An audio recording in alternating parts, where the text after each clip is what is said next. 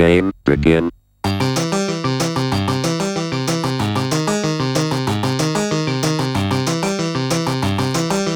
right, hello and welcome to episode 44 of the Spike Colony podcast.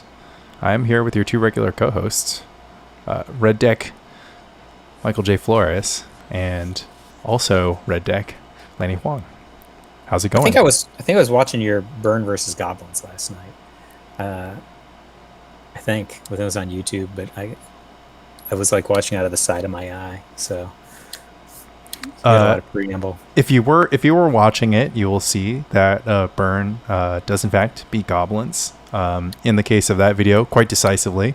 We did a little bit of paper testing ourselves, which you alluded to when you were talking about the matchup with Aaron Dix on the last edition of Spike Colony, which was itself weeks ago. Indeed, we haven't talked since we played for the PSS, let alone the conclusion of the PSS. But anyways, in that episode, talked about our testing.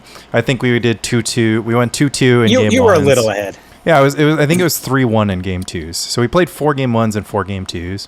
And I'm glad we did that testing because immediately I picked up on sort of what I think the big contributor to Burn having negative outcomes in the Goblins matchup, which has nothing to do with Sulfuric Vortex, nothing to do with Earthquake or Lava Dart, and everything to do with just playing 22 lands. Because if Burn misses its third land drop in the Goblins matchup, yeah, it just loses. It was just like really bad. I mean, not always. I had a game versus Fran where I was stuck on one land for 7 turns and pulled it out, but a lot has to go your way if you miss your third land drop. Like they have to really stumble, right? Well, yeah, a lot has to go your way if you miss your third land drop, and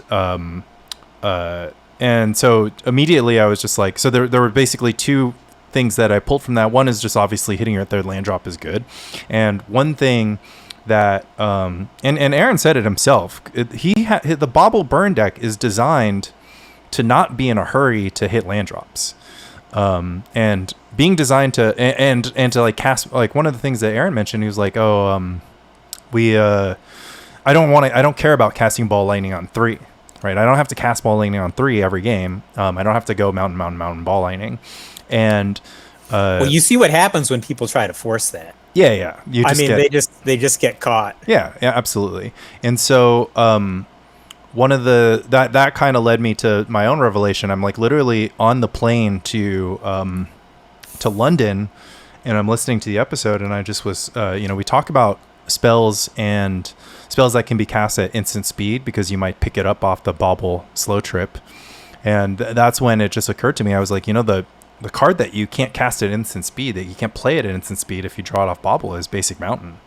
So if you hit your first 2 land drops, and then you're like, oh man, if I hit this third land drop, I'm going to be cooking. I'm going to double spell. I'm going to jam Sulfuric Vortex. And Sulfuric Vortex notably much harder for opponents to interact with or hold up interaction. A lot of things can happen, and some of those things are good. But some of those things are hard to predict. Yeah, but then you just peel that Urza's Bobble off the top of your library instead of Basic Mountain. You're like, crack it, take a peek at one of your opponent's cards, draw on their upkeep. It's the Basic Mountain you wish you had.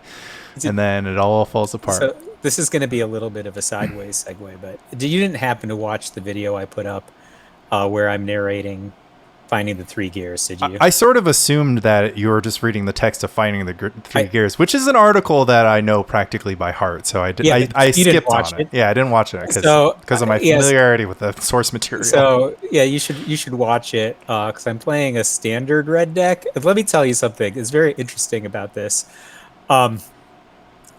The edict that Aaron talked about, which is like the perfect race car crosses the explodes. And like this standard red deck is like that. Like first of all, very, very feasible turn 3 kills in standard. Like I gave the deck to BDM, and he's just like, I'm shocked at how often the deck wins on turn 3. And you know me, you're just like, nobody plays Burn like Michael J because Michael J plays Burn like The Rock. Yep. So it didn't even occur to me that I should be like looking for these turn 3 kills because I'm just like, I'm so smart. Like I'm winning a lot, right? So, but I'm like, I'm just like so smart. I'm like, then it occurs to me like there's all these turn 3 kills, but you literally are like blowing up all your own shit, right? Like there's a salvo and you have no things left. You have no hand. You blew up all your creatures on purpose. Your car exploded. Yeah, she stands alone type win. Yeah, I mean, I think that's it's interesting because like I think people really relate to that concept of burn a lot more than they relate to the rock version, where like it's kind of the race car has 3 gears. The grindy gear is the one that people have difficulty finding, and but it goes into like deck construction. I feel like if you compare Dick's burn to Lanny burn, it's like Dick's burn is he cut all the weight, and because that's what a race car does. I mean, that's what some. But I'm doing the 24 hours at Le Mans here. I've just got a huge tank of gas, and I'm digging in because I don't have to be that much faster across the finish line than my opponent. I just need to be a little bit faster. And then, of course, this analogy doesn't really hold too much in that way. But one of the biggest things was just like, I think in the, it's like hard to compare because it's not like Aaron is playing a like 1 mana deal 2 and I'm playing a 3 mana deal 5 or something like that. Like, so those analogies don't fully hold stock, but I think just Urza's Bauble itself is just kind of a like the purpose of the card is just make sure the deck is more lean, and also just because the absence of any card beyond the 5th copy of like the 5th through 8th copy of the shock effects that you can play in that spot. It's like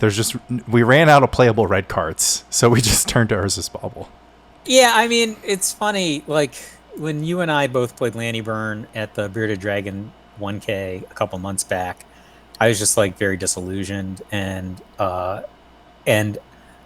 like less with just like Lanny Burn, right? But like Burn in general, and obviously I've come around on that again. But I think we just kind of came to this, I don't know if conclusion is the right word, but like Seal of Fire just might be better than Incinerate. Oh, like, it's not even a question between like Seal of Fire and But Shock. you just can't play 8 shock effects in your deck. It's just not powerful. It's so weird. So hear me out. That's what you do. You play Seal of Fire. You just play Lanny Burn. You just play Lanny Burn 75, 4 Barbarian Rings. We can talk about Mishra's Factory, but 4 Barbarian Rings to start. Absolutely love it, because the problem with Lanny Burn is like the problem with 22 land burn is just that you have 22 lands. You're just like, what happens if you draw a bunch of lands? It's like, well, 4 of them are Barbarian Rings, so you're kind of okay. And then we cut the Incinerates, but we don't add shocks. We don't add shock back in. Let's just move the Earthquake's main. Let's just play Earthquake. Let's just play Searing Blaze.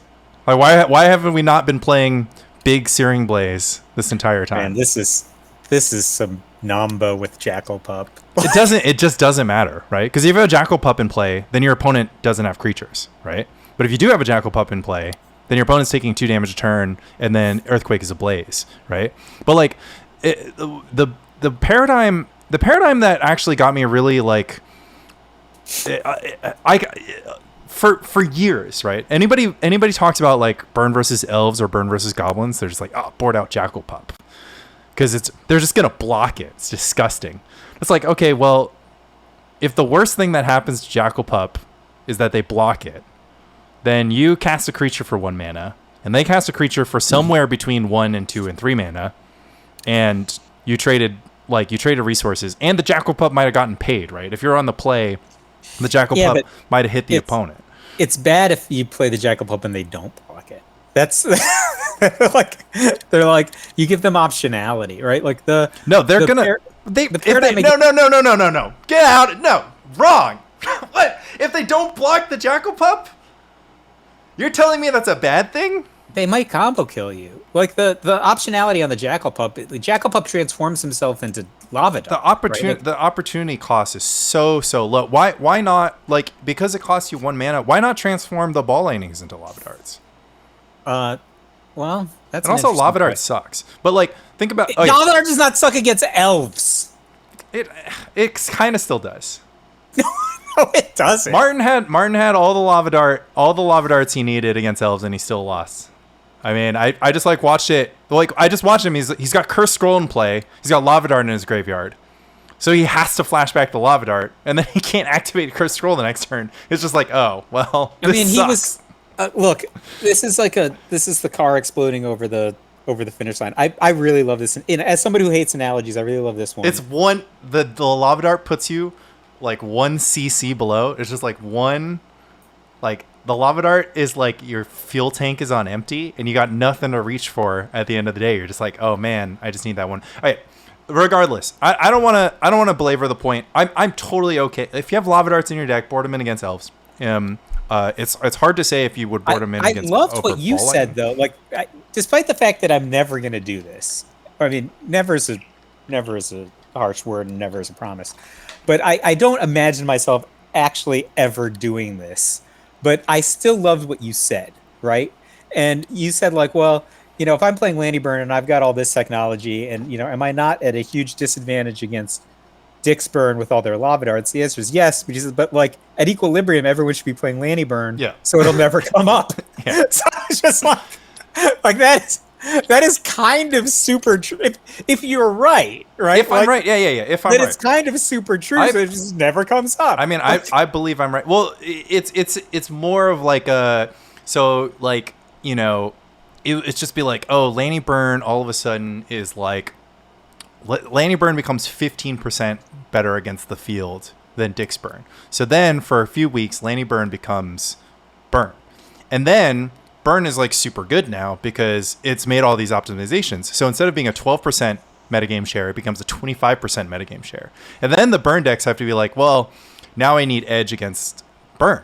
And then it adds all the Lava Darts back and gives up 5% against the field to gain 10% against the Burn mirror, and then Burn goes back down to 12%, and then merrily we go around. But I'm really excited about this Earthquake concept. I wanted to close the loop on that, which is just that, like, one of the things, like, the big reason, like, I just wanted to analyze Jackal Pup and just say, I strongly believe that the angle on Jackal Pup is just like, if it gets blocked, that's the worst thing that can happen, right? Your opponent, like, paid 1 mana, they played a mana dork, and it effectively, like, gained them 2 life. But if it doesn't get blocked, it got in for 2, and they still have to block it eventually. If you get in for 2 next turn, you trade 1 mana for 4 damage.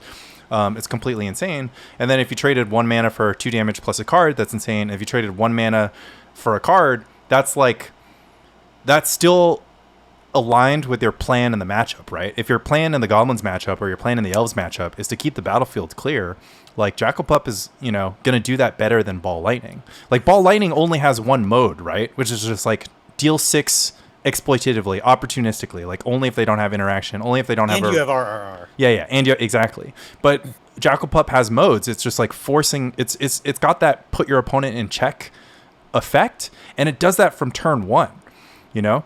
So, if you check out my Goblins vs. Burn video on YouTube, you'll see a lot of Jackal Pup action, and I think it does a good job at illustrating. So then you start asking a question like, oh, you love Jackal Pup so much, like, what about Earthquake? It's like, okay, well, Earthquake solves a problem that Jackal Pup, you know, isn't going to be, like, if the problem is your opponent has a bunch of creatures in play, then Jackal Pup isn't going to be in play because they're just going to trade off the Jackal Pup. And then if your opponent's life total is X, they are dead with the Jackal Pup trigger on the stack. So you're not going to take double X. So, like, the only situation, and granted this pre-modern bunch of situations like this can happen, is like if you're facing down, like, I don't know, like double Elephant Token, and you're sort of still at a low life total, and your opponent's at a high life total, and you've got this Jackal Pup, and it hasn't been able to do anything. But even in that situation, you just chump block with the Jackal Pup, take 3, and then Earthquake, and then you take 6 total, net, whatever. Life is hard, but it's like better than facing a bunch of Elephant Tokens with no Earthquake anywhere in your deck, right? And it's just like, look at the turns that matter for the different cards, right? Jackal Pup is really important within the first 4 turns, and then Earthquake is like performs within 5 turns. Like most Jackal Pup really doesn't live. Like if a Jackal Pup is lived to turn 6, then Earthquake is unnecessary or is just going to kill your opponent. Or if you just draw your Jackal Pup behind the Earthquake, then you like clear the board and then you have a Jackal Pup. I just think it's okay. And when I say that, I mean like, uh, once I tried something with Modern Burn where I had all these cards that shouldn't have been in my sideboard, right, for this tournament. I flew to Utah, Tinderbox. I'm playing and I'm playing all these cards that I guess I just never tested. The thing was crazy about this was it was probably my nadir on how much I hated Burn at the end of this, and then Roman just played my main deck and won the Modern Championships. Yeah, just when you later. think you're out. Yeah, like, and then he just pulls me back in, and then I was winning again at a time again. But I was like so down because like I just got a bunch of bad matchups. I'm playing in the last round, and I can't top 8. I'm looking over like there's 4 children with burn decks in the top 8, and I'd flown to Utah for this tournament, right? Because I had won the one the previous year. So, and I'm playing against Land's brother, right? So Land's brother had also flown to Utah under legends of a soft Utah tournament getting you to the Pro Tour, which is what I had done the previous year. So I knew Land's brother, and he's playing the Rock. There can only be one PTQ winner though in this scenario, right? No, there's 4 PTQ winners. Okay. Yeah. So, but we're playing in the last round. Neither of us can win. We're gonna go to Chipotle with Aaron Muranaka, no matter who loses this match, right? So, So we're gearing up, and I win the first game because it's John. It's a great matchup. So then I side in all these cards that I had never tested, but put in my sideboard, like Relic of Progenitus, for example. I'm like, I can make all the Tarmogoyfs 0 and draw a card, right? So all my stuff executes the way it's supposed to. Like in the first round, I had Wear Tear against Aaron. I just love that. For people who don't understand pre-modern, Relic of Progenitus is effectively a updated Phyrexian Furnace. It's like a Phyrexian Furnace, but like you can get their whole graveyard instead of one. So everything old is new again, basically. Yeah, but like, so I'm basically like, I can get their Tarmogoyfs and draw a card is what I'm thinking. I'm like, I'm so smart. And I had played Wear Tear in the first round against Aaron Muranaka, where I had gotten value. I had destroyed both like his Chalice of the Void and his Wheel of Sun and Moon. Burn now. Yeah, and like Patrick Sullivan had later told me, he's just like, I would rather not play in the tournament than have Wear Tear, right? And I got value, right? This is what is this, like 10 years ago now at this point too? Like, I don't know, 2017 or something. Okay, right. So I was already a notable Burn designer, and I'd already won, made it to the Pro Tour again playing Burn. And I was obviously confident enough to take it into a modern regional PTQ flying across the country, right? So, but I just said, I just like had theory crafted all these sideboard cards. And I mean, to be fair, I played against Dredge in the first 2 rounds, like also like, which is just an unwinnable matchup in this era. Anyway, so I'm playing against Land's brother, 80 Ho, Anthony Ho.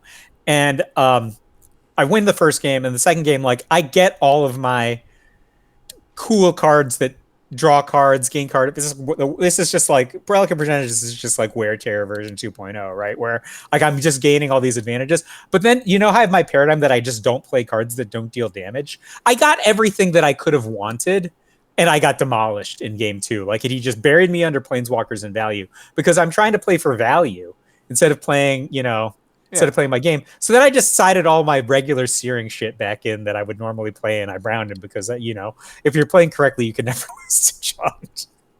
That is correct both in modern and pre-modern. Yeah. So Earthquake deals damage, Mike. So the story back around is just like, man, less cool things. It's more stay focused. Dude, Earthquake, it just said, what does the text on Earthquake say? Deal X damage. Yeah, damage. Something. Damage. Everything. Someone. Everything. Except for creatures with flying. Except for an Exalted Angel. Which is the thing that doesn't ever bother you. Okay, an Exalted Angel, I would like to Earthquake that because I don't Luckily, they haven't had time to turn it face up. Yeah, it's bad if your opponent is playing Silver Knight Sultari guy. But it's good. It's good against, it gets... Mike, listen to this. As soon as I say this, the moment I say this, you're going to lose your shit and you're going to be on the Earthquake train 1,000%. Earthquake defeats Nimble Mongoose Worship. The only person who Nimble Mongoose worships against Burn is me. So you like defeat yourself? I don't need to defeat myself. It defeats Crystalline Sliver. It might defeat Crystalline Sliver. It kills Argothian Enchantress. I mean, that's pretty sick. It's not going to. It doesn't stop all the enchantments that Argothian Enchantress comes alongside with. Yeah, but it's not going to bring enchantments if you are able to deal with the Argothian. Look, man, I respect where you're coming from. I'll think about it. Because we're already running. I mean, you're already signed. You already signed up for 22 lands, right? So might as well put them to good use. That's all I'm saying. Just like, why sacrifice a mountain for 1 damage when you can tap every single mountain you drew in excess for 1 damage? I hear what you're saying. You make a lot of. Like, I'll tell you. There's a story, right? So I'm on John Finkel's hotel room. It's the night before the standard portion of U.S. Nationals in 2001. So this is 23 years ago or something at this point, right? And I'm like, oh, John, can I have my Japanese Rishidan ports back? Yeah. You had them from last year. And he's just like, I don't have them. I like look in his binder. I'm like, they're right here. And he's just like, well, I need him for tomorrow. Can I borrow him, right? So I'm like, yeah, sure, whatever. So then we're making his Fires deck, right?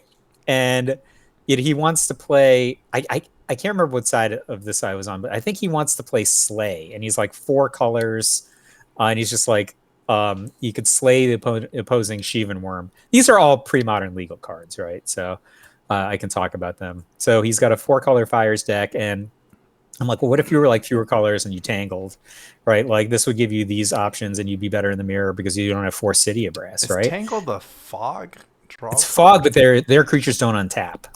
Oh, Jesus. It's Savage at Racing, and like look, it's very format dependent. But like if people don't have very much removal, and it's mostly just about creatures slamming into each other, right? Which was sort of the case for non-black decks in this era. Yeah, all the removal was Thornscape Battle Mages and Flametongue Kavus, which is creatures, and Flametongue Kavus don't kill Blastoderms, right? So, and then Flametongue Kavus don't kill Shivan Worms, but Shivan Worms could pick up a Flametongue Kavu or a Thornscape Battle Mage. I'm in on Shivan Worm. Right, so sign me up for all the Shivan Worms. So he's really like, I'm slaying Shivan Worms, and I'm like, well, you could tangle everybody, and you save on these metrics, and like, and I'm very big into you're not playing for City of Brass, right? Like, and I hate City of Brass.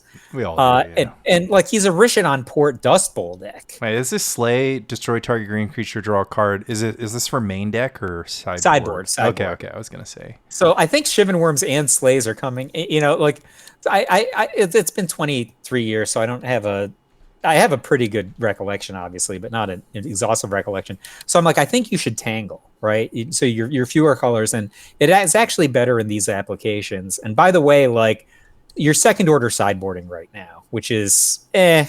Like, you can't slay a Blastoderm. Like, Slay is not great against a Sapling Burst fix. It's still first order. It's just not first order for Blastoderm and. It's not great against a Sapling. I guess it could be kind of great against a Sapling Burst too. No. I mean, I'm saying you're correct, but not because it's second order. But we can address that later. Yeah. So anyway, he goes, "Get out of my room," and I'm like, "Why?" He's just like, "You're making too much sense." And like, anyway, long story short, John played whatever the hell he wanted to play, and he top 8'd that U.S. Nationals. Yeah. But he did not win. He did not win. Oh, that was the difference. It was those janky City of Brass and Slay. Who knows why? Who knows? Whatever reason why is lost to the aether because that website doesn't exist anymore. Oh man, don't remind us. How do you feel about John, Kai, and LSV taking Ruby Storm to the PT? So people only know the punchline, which is the only one who got any wins was John, and he only got wins against Kai. Yeah. So that deck was the best deck of all time in playtesting. So John's like, I've never seen a deck that was this good in playtesting. He was like 2 standard deviations above expectation, crushed everybody in the house, which is why they played it. They weren't like playing it stupidly in the dark. I assume so. I assume that the 3 greatest players of all time are just winging it. No, so John, they had a playtest house, and it was the greatest team of all time, right? It's John and Kai on the same team, prepping for a Pro Tour, It's like when they were dominant, right? And they're on the same team as LSV. So I think that they were underprepared for opposing sideboard cards was one of the things. But BDM pointed something out to me, and he said, I think that what they missed was that John is such a warping factor in playtesting. I can tell you personally, for having playtested with John for Pro Tours in the past. No, he shouldn't. If you have a John on your team, he shouldn't be the hero. He should be the enemy. There is only one John. Yeah. So I will tell you. I think I've told this story, probably not in this podcast, but I've told this story in other contexts. I ended up playing a black-white deck at Pro Tour Charleston, which was the Pro Tour that brought John back into Magic, right? So John and I were working on a book. Decade had just come out, and John and I were working on a book, and I was just trying to write down smart things that John said. And John is not, that's not his strength. It's like saying smart things for me to write down is not John's strength. So he's like, why don't we do Magic? So I logged into Magic Online. He's like, I don't want to just watch you play your Magic Online account, right? He's like, why don't we play Magic? And I happened to be qualified for the Pro Tour at the time, right? So what ended up happening was I started going to John's house every day, and we were playtesting for the Pro Tour, and I got really good. I ended up going 11-3 individually at that Pro Tour, which is good enough for an individual top 8. Unfortunately, it was not an individual Pro Tour. But what ended up happening was everybody found out that I was going over to John's house every day to playtest Magic. So then everybody started to go to John's house every day to playtest for the Pro Tour who was qualified, and that became Finkel Draft. But and if you know anything about Fickle Draft, it resurged a bunch of people's careers. Like Jamie Park was like in the top 8 of Worlds after not having played in the Pro Tour for 5 years. Tom Martell came out of that, became a dominant player who had I think he had 2 or 3 years in a row where he was like mode finish was 16, won a Pro Tour, multiple top 8s.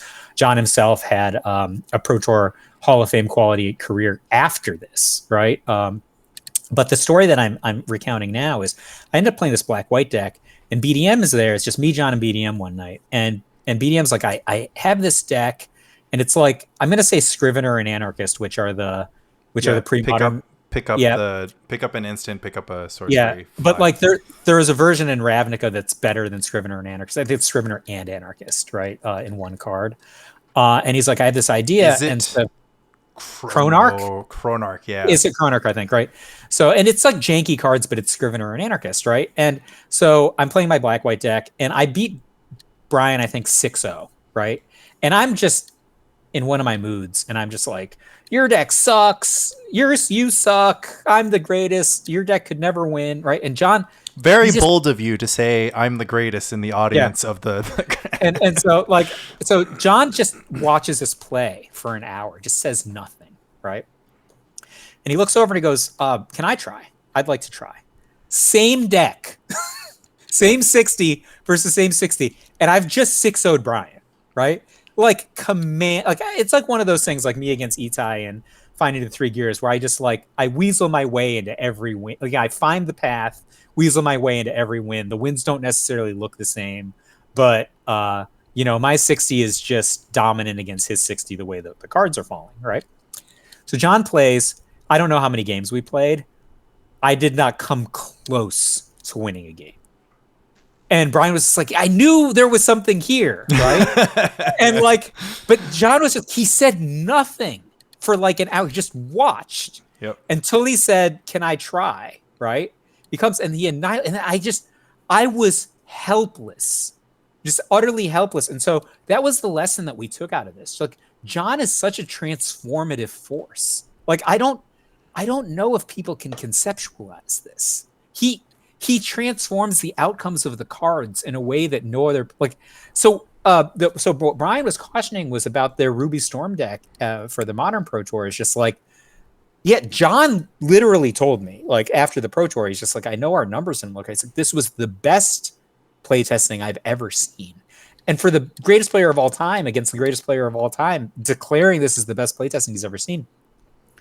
Brian says he's I think that they didn't take the John discount. Right? John never losing, he's 16-1 or something on a streak in the house against the best players in the world, right? Who are not on Team Handshake anyway. he's like, they just didn't take the John discount. Then, maybe as a result, maybe they're unprepared for other people's sideboard cards. Yeah, I mean, what do I know? I wasn't there. Yeah, I mean, we've been talking about some Lobstercon, and Fran unfortunately won't be able to make it. But don't talk about people who can't make it. Yeah, he's just like, but he's begging somebody. If you're listening to this podcast, Fran thinks that Survival Allurin is it, and I'm not convinced. I beat it twice with Grotog at the last brewery tournament. I see the potential, but I just don't. I'm just not quite a believer. But so long as burn decks don't have a bunch of Sulfuric Vortex and Earthquake, then it's probably good into burn, etc., etc. But like Fran is always just like, this deck's so good. I can't lose with this deck. It's like, Fran, you can't lose with most decks. Like if you lose a little bit with any deck, then that deck is probably unplayable. But like just winning with the deck, when you have and there's also something to be said for Fran's like sort of wheelhouse, which is just these like creature combo green. Like he just like loves these survival of the fittest decks and these like creature combo decks. And who doesn't love quote these survival of the fittest decks? I have no love for them. I've played them. I just like, I'm just like, it's fine. Maybe Survival Madness I'd be like interested in if the mana wasn't horrendous. But anyways, yeah, I mean, I think in our testing, like, all I'll say is this. If John Finkel was on my testing team for Lobstercon, I would take my deck, which I liked, and then I would give John the 5 best decks in the format. And then I would play against John. And then if I could escape with a positive record with my deck against the 5 best decks piloted by the best player, that you would be the greatest player of all time. No, I would just be prepared for the tournament. And then just like, it's like training weights, right? Because then I would just be playing against not John Finkel. And then just like imagine, because it'd be like running your chess game against like, against a computer. And then you're just like up against a human. And you're just like, oh, well, they just make so many mistakes and they'll capitalize. But I wanted to talk about Lobstercon after we talked about the PSS, talk about how our PSSs went. What did we learn? How do we feel? What do we remember?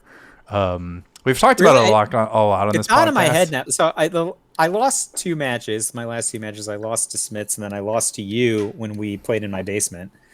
I guess it's not my basement; it's my lounge. So your right? second floor, yeah. Second floor lounge. I played the Rock. Probably shouldn't have. Wait, oh, you think? What evidence?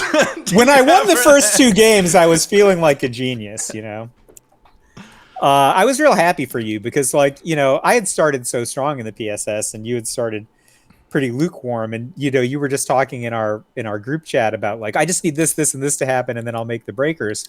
And I'm like, Lanny, you can't win every year. Just like, shut up. I'm gonna win this year. It's my turn.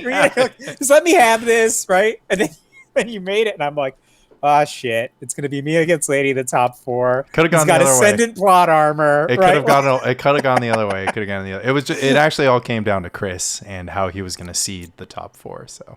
Yeah, so anyway, I would have, I was pulling for you, but Smits is the most dominant. I mean, he didn't even lose to me, and I didn't lose to anybody. He lost a total of 3 games. One of them was to me. 3 total games. Yeah, no, I mean, but he won the roll, and he freaking perfect drew me in 2 of the 3 games with the Dreadnought. Like, yeah. He went bananas. He perfect drew me with Dreadnought too. Like, it's like, if I had hands like that, everybody says so in chat too. They're just like, well, I mean, if this happened to me every time I played Dreadnought, I would think it's like unbeatable too. Because like Smits rolls up, there are 0 cards in his blue-black Dreadnought lists that remove a creature from the battlefield. Literal 0. If I resolve a meddling mage naming Phyrexian Dreadnought, he's down to 3 Psychotogs to try to win the game. It's completely unreal. But he had me. I mean, he had me such. I forgot that Vision Charm was a card. That was just completely on me.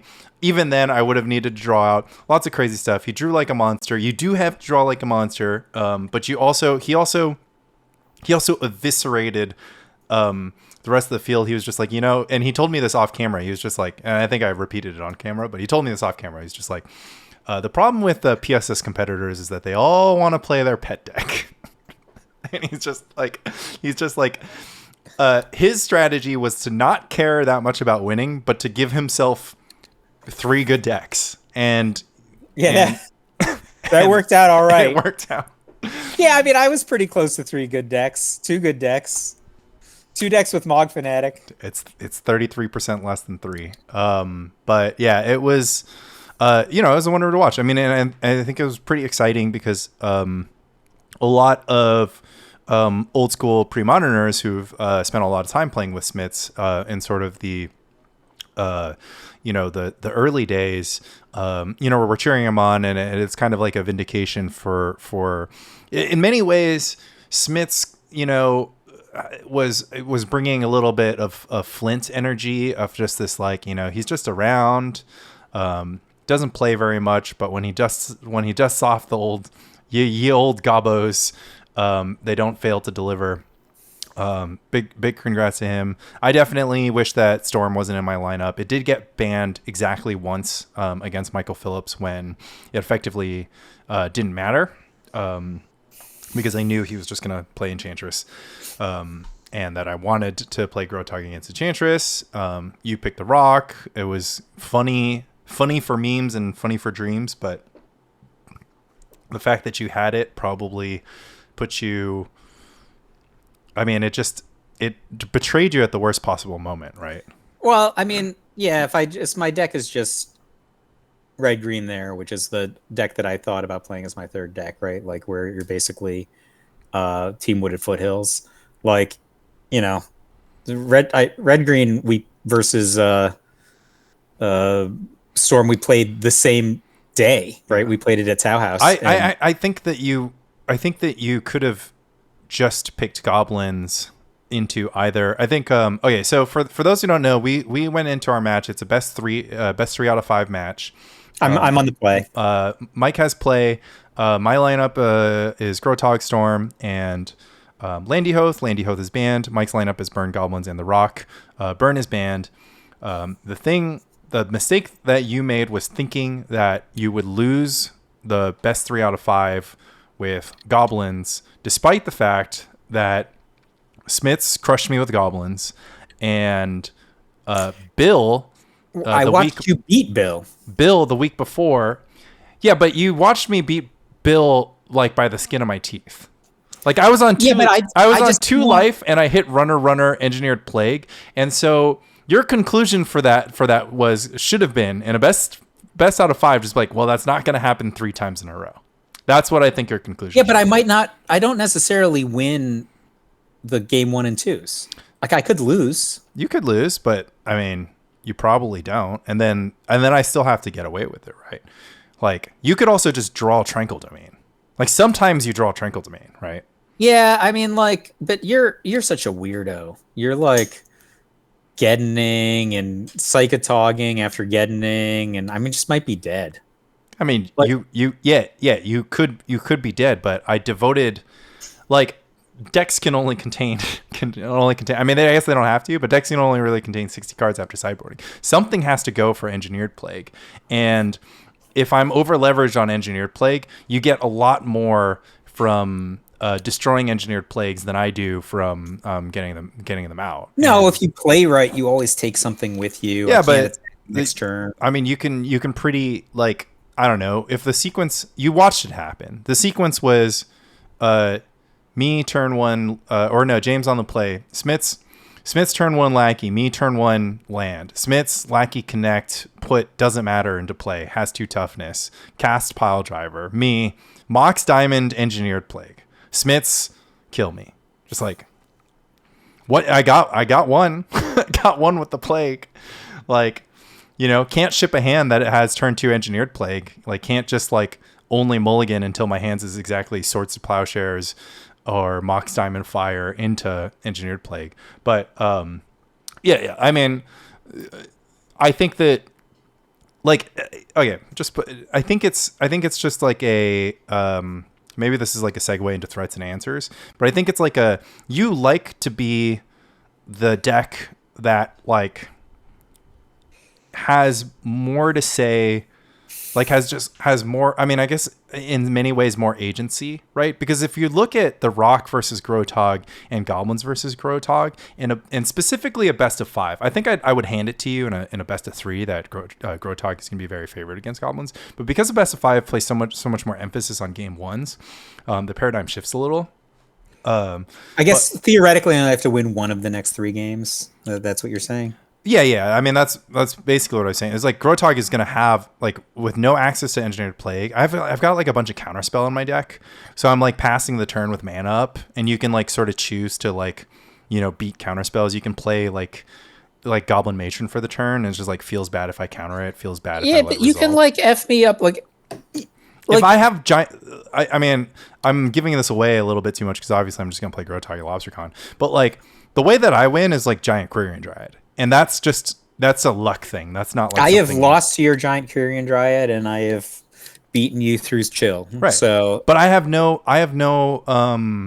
can't choose. Like, that's gear 1, right? I can't choose to just have Giant Quirion Dryad. Like, I can't play a game in which I have Giant Quirion Dryad before you have like Siege King Commander and I'm at 6. Correct me if I'm wrong. This is like the week after $1,000 tournament at the brewery, right? Roughly, yeah. Yeah. So I was a little disillusioned on Goblins at the time because I was unable to draw into top 8 because of how I got my pair down, and I really felt like exposed from a Goblin standpoint, where like people are very glib, where they're like, oh, just mulligan into a lackey hand or mulligan into a good hand. Look, you can't necessarily just do that, right? Like, you have to keep these hands sometimes that are like, here's some action. You don't necessarily get like these super explosive lackey hands. But the problem is some lackey hands, and certainly lackey hands that you mulligan into, are so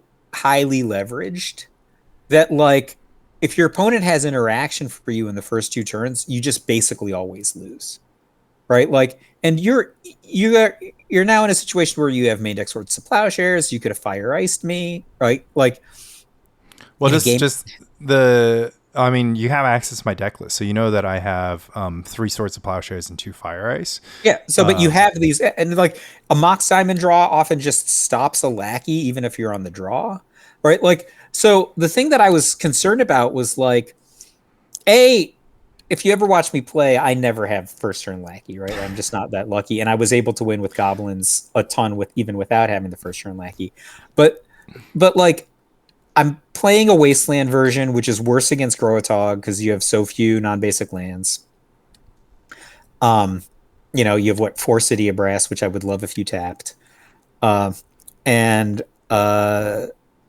I just thought that there were enough things not going right for me that I shouldn't play Goblins. Yeah, but that's the thing. It's like that's what people miss in their analysis of decks like Goblins and Burn. And you seem to like have a pretty level head about, you know, what your odds are like in Burn, because I think in many ways Burn never mulligans. It's like your least favorite thing in the world is like taking mulligan. So like Burn never mulligans. You reduce your chance to win a gear 1 game by like 40%. But you never have to mulligan with Burn, so that's awesome. But then like the problem is like you have the inverse problem with the Rock, right? Because then every hand is a mulligan. Then all of a sudden you just don't know which. Yeah, then it's like you like being the player that has answers, but answers aren't as good as threats. Answers have never been good as threat. Like in pre-modern, we have a good balance of answers versus threats, right? And in modern Magic, answers just aren't. They have to print 2 mana Pernicious Deed now. like not 2 mana to like cast and then X to activate, just 2 mana for the deed effect. Like 2 mana X is equal to 2 deed is like in modern Magic. But like the way answers and threats are balanced in pre-modern is a lot more interesting. But answers are still more powerful because of just the simple fact that you can draw answers when threats aren't present. But no matter when you draw threats are good. And so you I guess I'll say I wasn't surprised that when you pulled out the Rock, but I had no option because I knew that in 5 games like I didn't want to be the player trying to be like portent, like so much of and I knew I had the draw right. So much of my deck, if there's a goblin lackey involved, is like first I have to cast portent and then I get to cast Swords of Plowshare. So I'm casting Swords of Plowshare for 2 mana. So it's only good if I have Mox Diamond or I'm on the play, and you just have to have goblin lackey in your hand.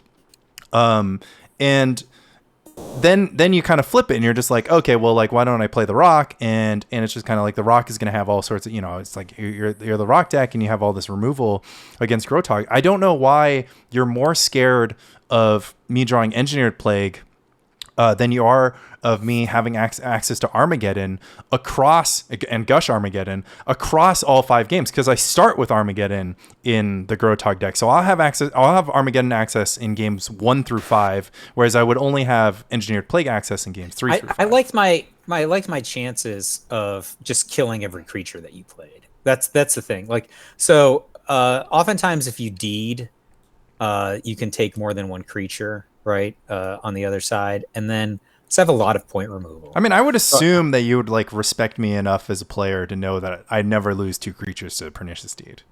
Well, then you might just lose if you can't lose 2 creatures to Pernicious Deed. Like, my guys are bigger than yours unless you have, and like if you're just like putting all of this effort into a Kyrian Dryad, you just might lose it to a Smother, right? Like that's the thing. So I liked that, and that was really just my thought process. Like, where like you can lose creatures to a Cabal Therapy. Like, you might lose 2 creatures to a Cabal Therapy, and that was that's like that's because and granted, you were like a Cabal Therapy sniper in our Storm the first 2 versus games. Deed match. The last 3 games I wasn't. I didn't have any Cabal Therapies in the last. The first 2 games, man, my disruption package looked real good in games 1 and 2. I was a turn off of like beating you with Haunting Echoes in game 5, right? But you just killed me instead. It is funny how Storm does that. But yeah, I mean, I think, regardless, I won and then lost to Smits, and it was another great PSS.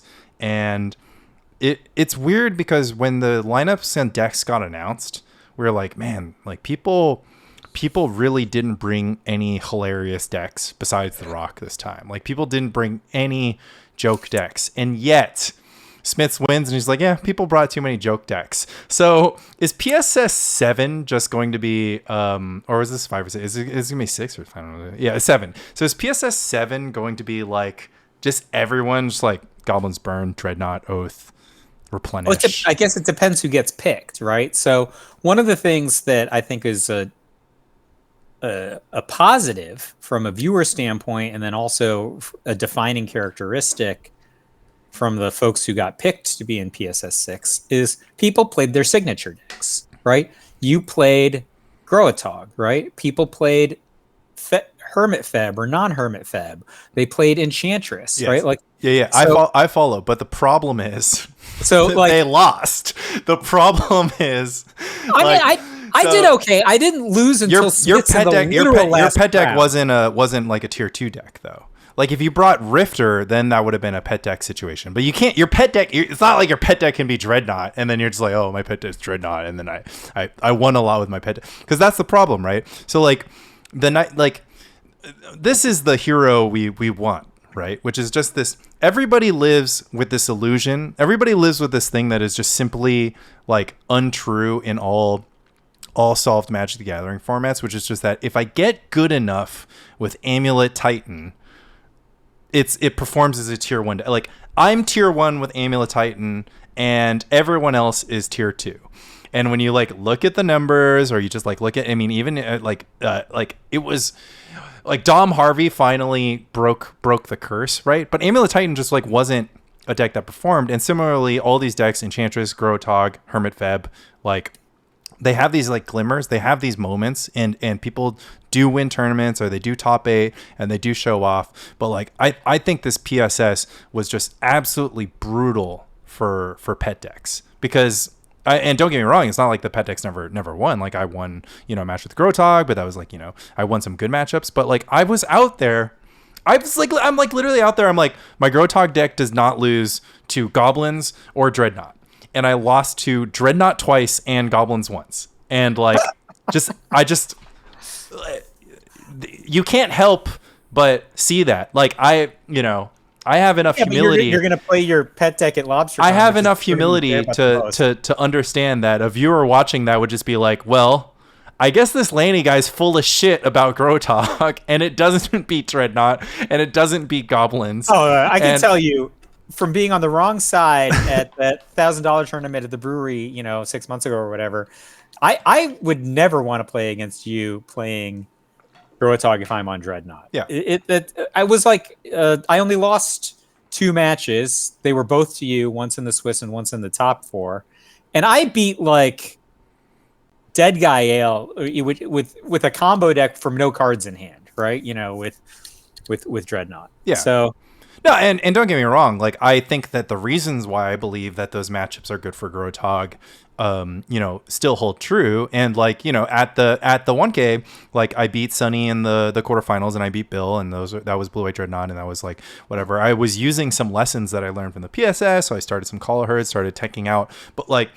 The big picture, right, is just that like, and I don't blame, like, I like disrupt, like I like people trying to disrupt the status quo, but it is very, very difficult to to be out there and be like, hey, I've got this deck, and I was like, it's like Fran bringing Survival Learn, and he's like, oh man, this Survival Learn deck, I really believe in it. It beats all the good decks,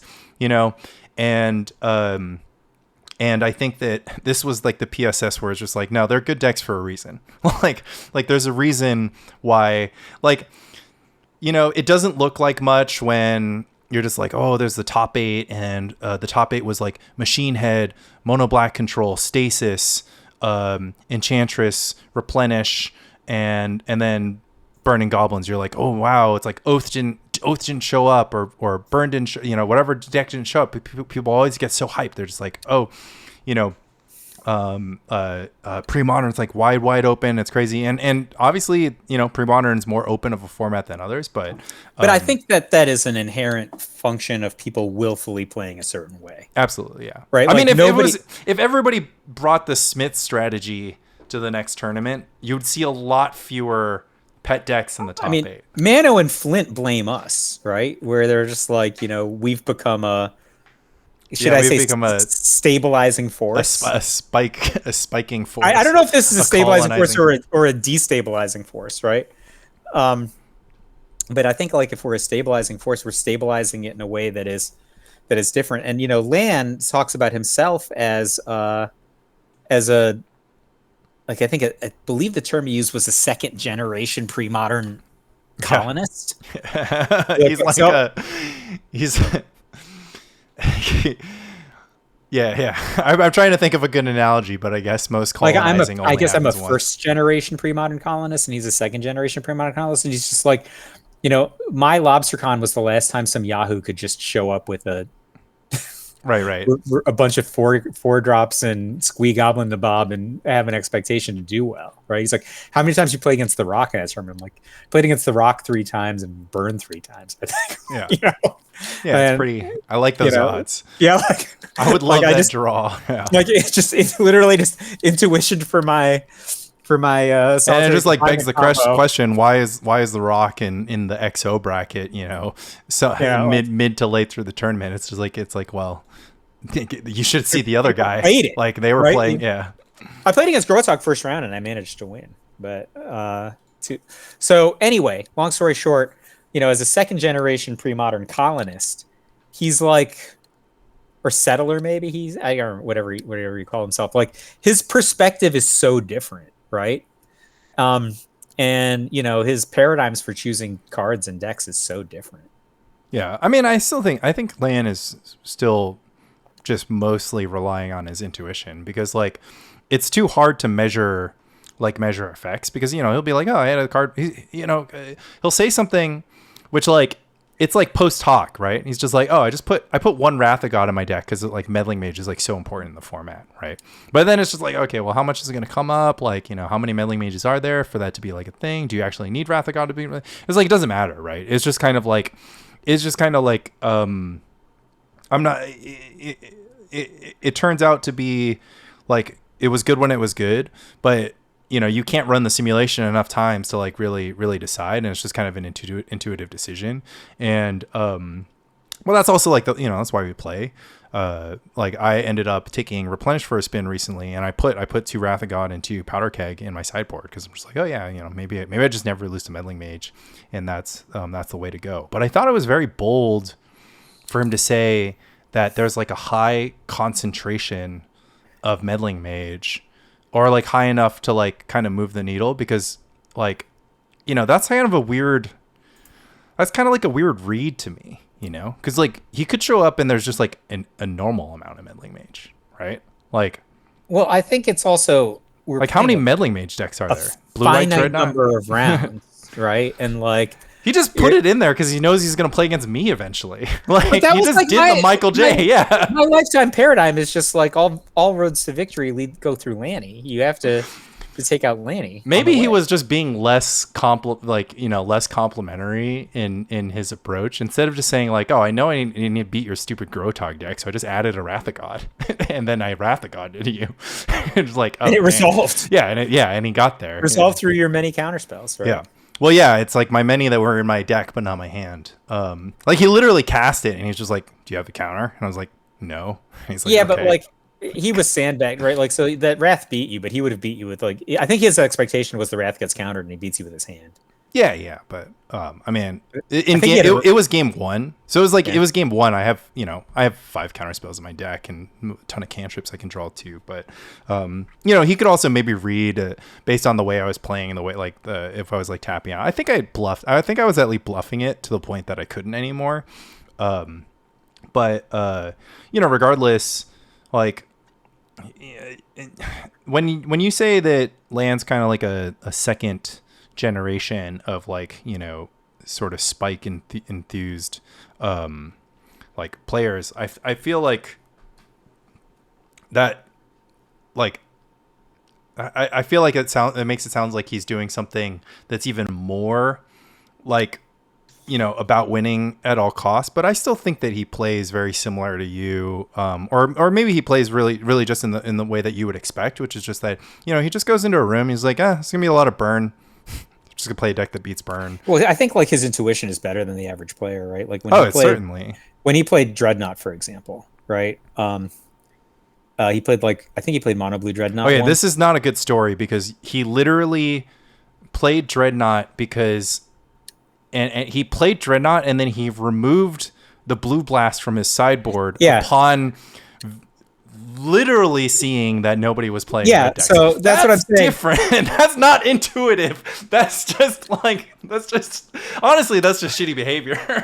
If I showed up, remember after Lobstercon, 4 people were playing land still. I just roll up to the venue. It's I'm looking around. I'm 4 people are have land still decks on the table right now. It's just I'm gonna switch over to my whatever Armageddon deck. Well, I'm just saying he did it, and that was a very powerful move to win a meetup, or to not even win a meetup, right? Because I think I won that one actually, but yeah, but I don't think we played though. I think that's probably the one that I cheated. Yeah, probably. But I thought it was impressive. Yeah, I mean, but that's exciting for you because that kind of stuff excites me. I love angles. You're just you're just you're just oh, that's such a freebie. I'm gonna I gotta do that next time. I was what are you gonna do? Go to Lobstercon? You're gonna post a poll in Spike Colony Facebook, just be what deck are you playing? And then just So speaking about meetups though, so I don't know if I'm going to the one this week. It's all the way on the Upper East Side. That seems like a great distance to go because Hex East is hosting us, but that's a far. If it were Hex Union Square, I'm there in a second. But Hex East that's a haul for a lot of people. But the Brooklyn Brewery meetup last month. You know how many people we got? How many? 6, 12? 16. 16? Hot damn! Let's 16. go. Why? The one before was 4. 16. I bet we get 16 again. I mean, I'm all for it. I'm about it. You know, Jeff, the owner of the brewery, just put a sign out on the window, and like a bunch of people came from seeing the sign. Really? Yeah, they're not even Discord denizens. How is that even possible? It's 16, brother. So were they just like Magic players who were just like legacy? How do they know? Yeah, how do they know about? They look up what pre-modern is. They just Okay, so you're telling me our base is up to 12 on a good meetup day. You're telling me that somewhere between 4 and 8 people rolled by and they were just like, oh, Magic the Gathering, I play that. And it's like, oh, pre-modern, I've never heard of that. And then it's like, oh, what is that? That sounds cool. And then like, oh, let me go back into my box, or I'm going to print out some proxies. I'm going to go. I played against a player who was playing a blue-black side. I wasn't sure what deck he was on because like I'd never played against him before. So like, you know, the players who I know, I have like, you know, oh, okay, this guy, he was always on burn. You know, I know this guy is on, you know, people don't we are familiar with the concept of on 20 decks, community, right? Yeah. So this guy's playing against me, and so I'm like, he's got blue and black lands. All of his lands were beta. So I'm like not sure what deck he's on. He ends up just being like on regular Psychotog, right? But I'm playing Lanny Goblins. I almost got there. I lost in the last round. I don't know if you saw, we streamed it. I lost to Andy, the Spice champion, on mono blue Stifle Tide. And it was not close. He beat me 2-0 on camera. Then we played fun games. He beat me all the fun games with Lanny Goblins. And I changed your mind about how good mono blue Tide is against red deck, huh?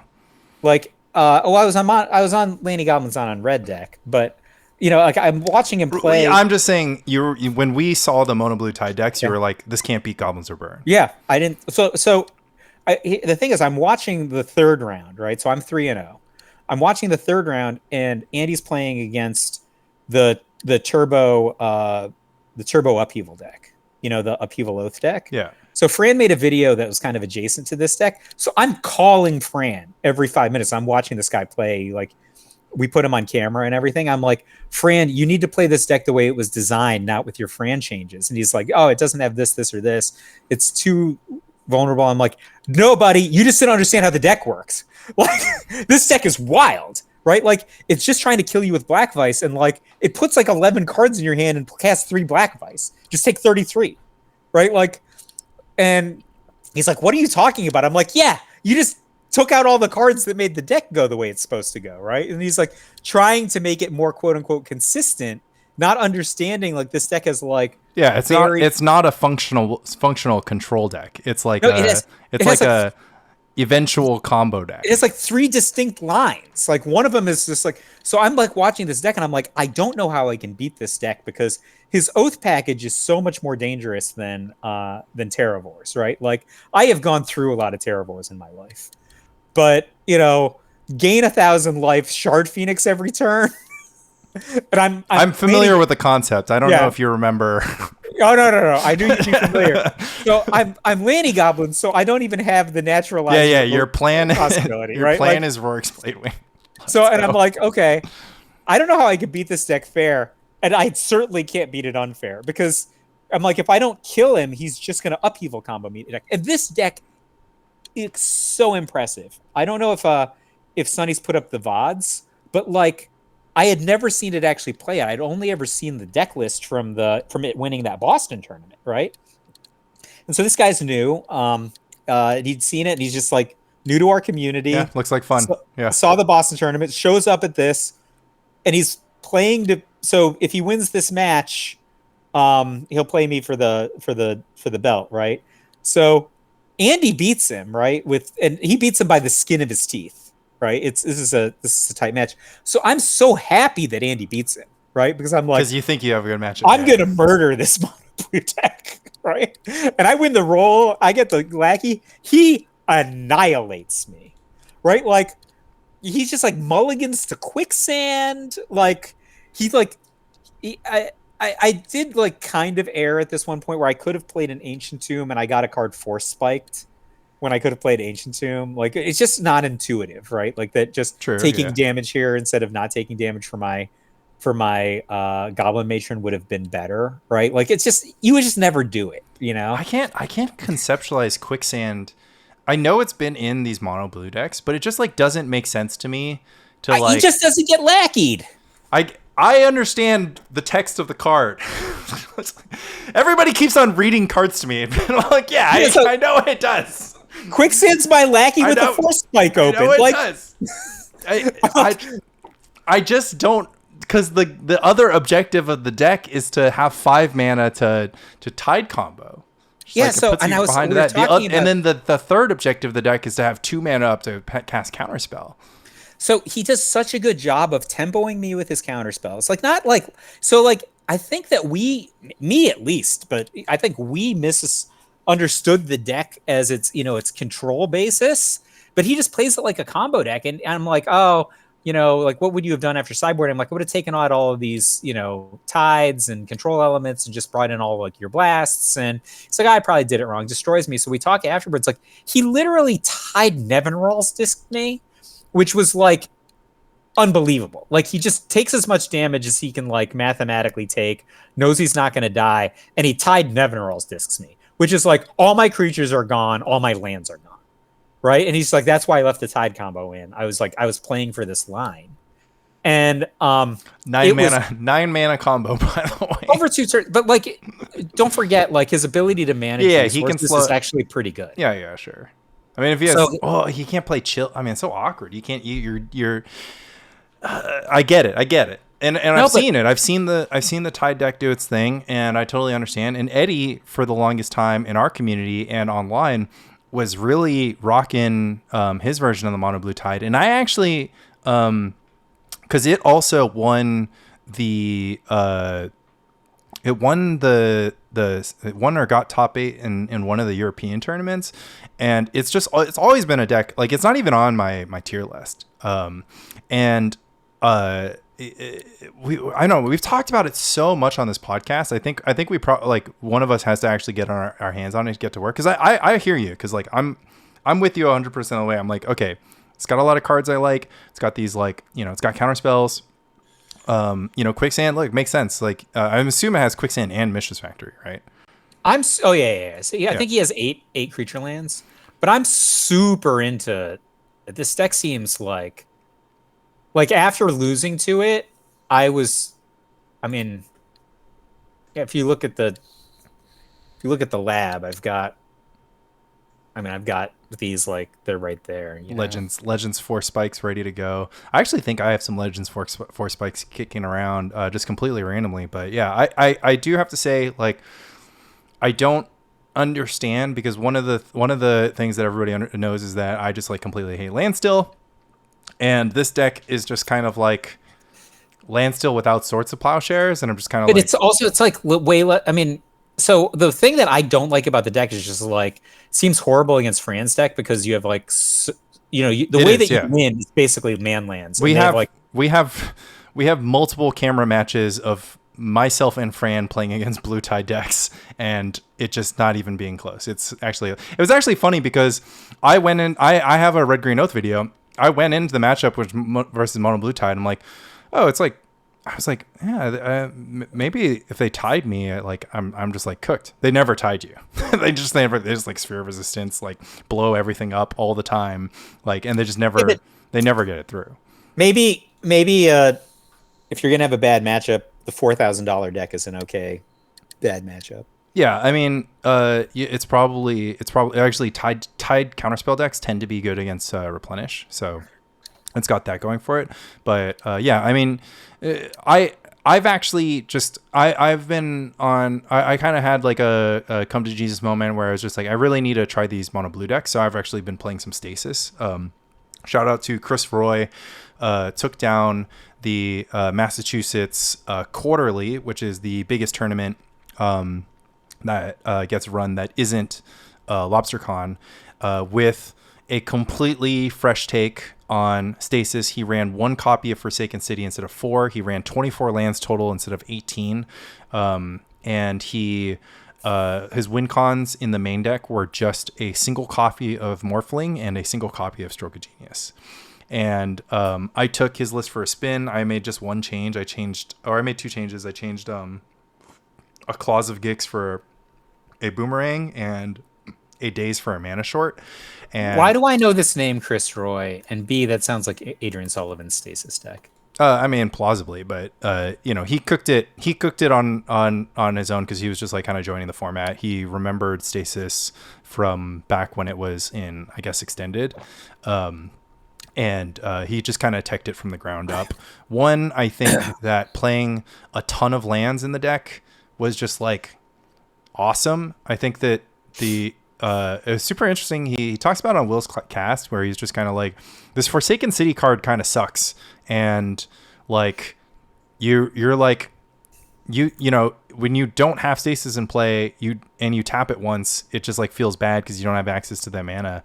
And I just found that to be super intriguing. And I was really impressed with the concept of just being like, yeah, just run 24 lands instead of like, I don't know, sub 20, which you see in a lot of Stasis decks, and just like make your land drops until you have like, you know, it's other people know more about Stasis than me. So, you know, I'll let them fight about it. But I thought that's like a huge difference because a lot of Stasis opponents Chain of Vapor their Stasis and they untap like 5 islands. And this deck, once it Chain of Vapors its Stasis, it untaps 12 islands. And it's like, that's like just a huge difference. And I actually think, and granted, the mana doesn't support it because it just runs one Forsaken City, but that might have been the better port if you were going to play Gaia's Blessing as your win con in Stasis. You could, of course, just run Felden's Cane, but Gaia's Blessing, hype. But mistakes were made. So mono blue decks like that, because you know I'm just like I love me some Dreadnought. I do think the blue white version's better, but I've played plenty of mono blue. You know, my Grotog deck is mostly blue, and these mono blue decks, honestly, aside from mono red decks, look like they have a promising amount of sort of bob and weave to them, like a surprising amount of different things they can do, different technology to really make them super reasonable. And, you know, I've dabbled in Stasis, but this was the first time I played the deck and it just felt like it was doing what it was advertised to do. It has 4 propaganda main, which I think is intense, but, you know, it worked out for Chris I mean, Roy. you could get somebody to propaganda because they don't know what's going on, and then you Stasis them right after they know what's going on, Mike. I don't know, man. Your opponent goes island propaganda. Like in this time, they might have cast a Daze, they might have cast an Impulse, they might have not played Mistress Factory or Quicksand or anything else, and they just like play that propaganda, and you're just like, oh, I wonder what this could be, some mono blue build. But notably, people were saying that the meta was very heavy on kind of like replenish and control decks. So Stasis, of course, like gobbles those up. He didn't have brain freezes, but I think brain freezes are... I mean, Stasis being a brain freeze deck is just like chef's kiss. Absolutely love that. You can just wait around for so long before you take your explosive turn. Yeah, absolutely. And... we were talking mana short, but Mike, I think it's time. I think it's time for Power Sync. Power Sync? I own Beta Power Sync. All right. I'm going to hit you up to borrow those because actually Power Sync, pretty hype in Stasis. What do we think about Power Sync in Landstill instead of Mana Leak? So I can tell you just an anecdote that Mike Donay told me back in 1999, right? And there were 3 counterspells you could play at the time, which were Miscalculation, Power Sync, and Rewind, right? And nobody likes any of these counterspells. I love all 3 of these. This is like I'm just like, great. I'll take 2 of each, please. 2 of each. So combo meal. Shaheen Sarani became who he was because he played Rewind, right? He became eventually known by Kenji Samura as Expensive Sorcery Master. Yeah, Expensive Sorcery Master. Which doesn't make sense because Rewind does not synergize with Expensive Sorceries at all. Well, he played Rewind. That's how Shy and Serena got on the map, right? But anyway, there's 3 counter spells that you could play. I mean, other than like Lilting Refrain. They're all C pluses. I think Lilting Refrain was seeing some play in Replenish decks at the time. Sure, yeah. You know what Lilting Refrain is? It's U1, put a verse counter on it every turn. Oh, Jesus Christ. Yeah. No. It's a slow... it's a slow power sync. Sacrifice. Yeah, sacrifice Lilting Refrain to sink them. And I don't think it doesn't have the true power sync, it tap doesn't have out power text. sync text. It's just kind of annoy you and you can see it coming, right? Like by definition, yeah, it's on the battlefield. How many verse counters are on it, right? So that card was seeing some play. None of these are good, right? So it's miscalculation, power sync, and rewind. And Mike says, we're like tuning this deck. It's got like Raven Familiar and Morphling, and I'm. And Mike says, look, rewind isn't good. But at least you know how much mana you need to leave untapped. Like, that's what I think about power sync, Lanny. But okay, counterpoint. The stasis is obvious, right? I mean, stasis is like pretty because it's like there's not stasis doesn't play anything at sorcery speed, so it's not a question of how much mana to leave untapped. So it's just like power sync feels to me like between mana short and power sync. Power sync is super good, and it's super good specifically for the reason that like crafty control opponents are going to get into a situation where they like play a bunch of seal cleansing, right? And their plan is to get you to counter the seal cleansings until you're exhausted, etc., whatever. Or these random disenchant effects. And I will hand it to you. These disenchant effects are going to be really good if they like save a bunch of mana, cast it on their end step, and you're kind of tapped under your stasis. There's not a lot you can do besides your free counter spells. Okay, let's put all that aside. Land still. A lot of decks are trying to overwhelm your counter spells in a single turn, right? So the problem that I have with Mana Leak is that Landstill as a deck is designed to always play a game in which your opponent can play through a Mana Leak. Like it's just like this. It's just embarrassing, honestly, that like, you're like playing this deck. You've got a bunch of cards in your hand, and your goal is to like get to a phase in the game where like now all of a sudden the cards in your hand just become worse. And I'm sure I'm sure Landstill players are feeling the pain that I feel. It's just like when your opponent casts something that you need to counter and you have to like double mana leak it or any nonsense. It's horrible. Enter power sync.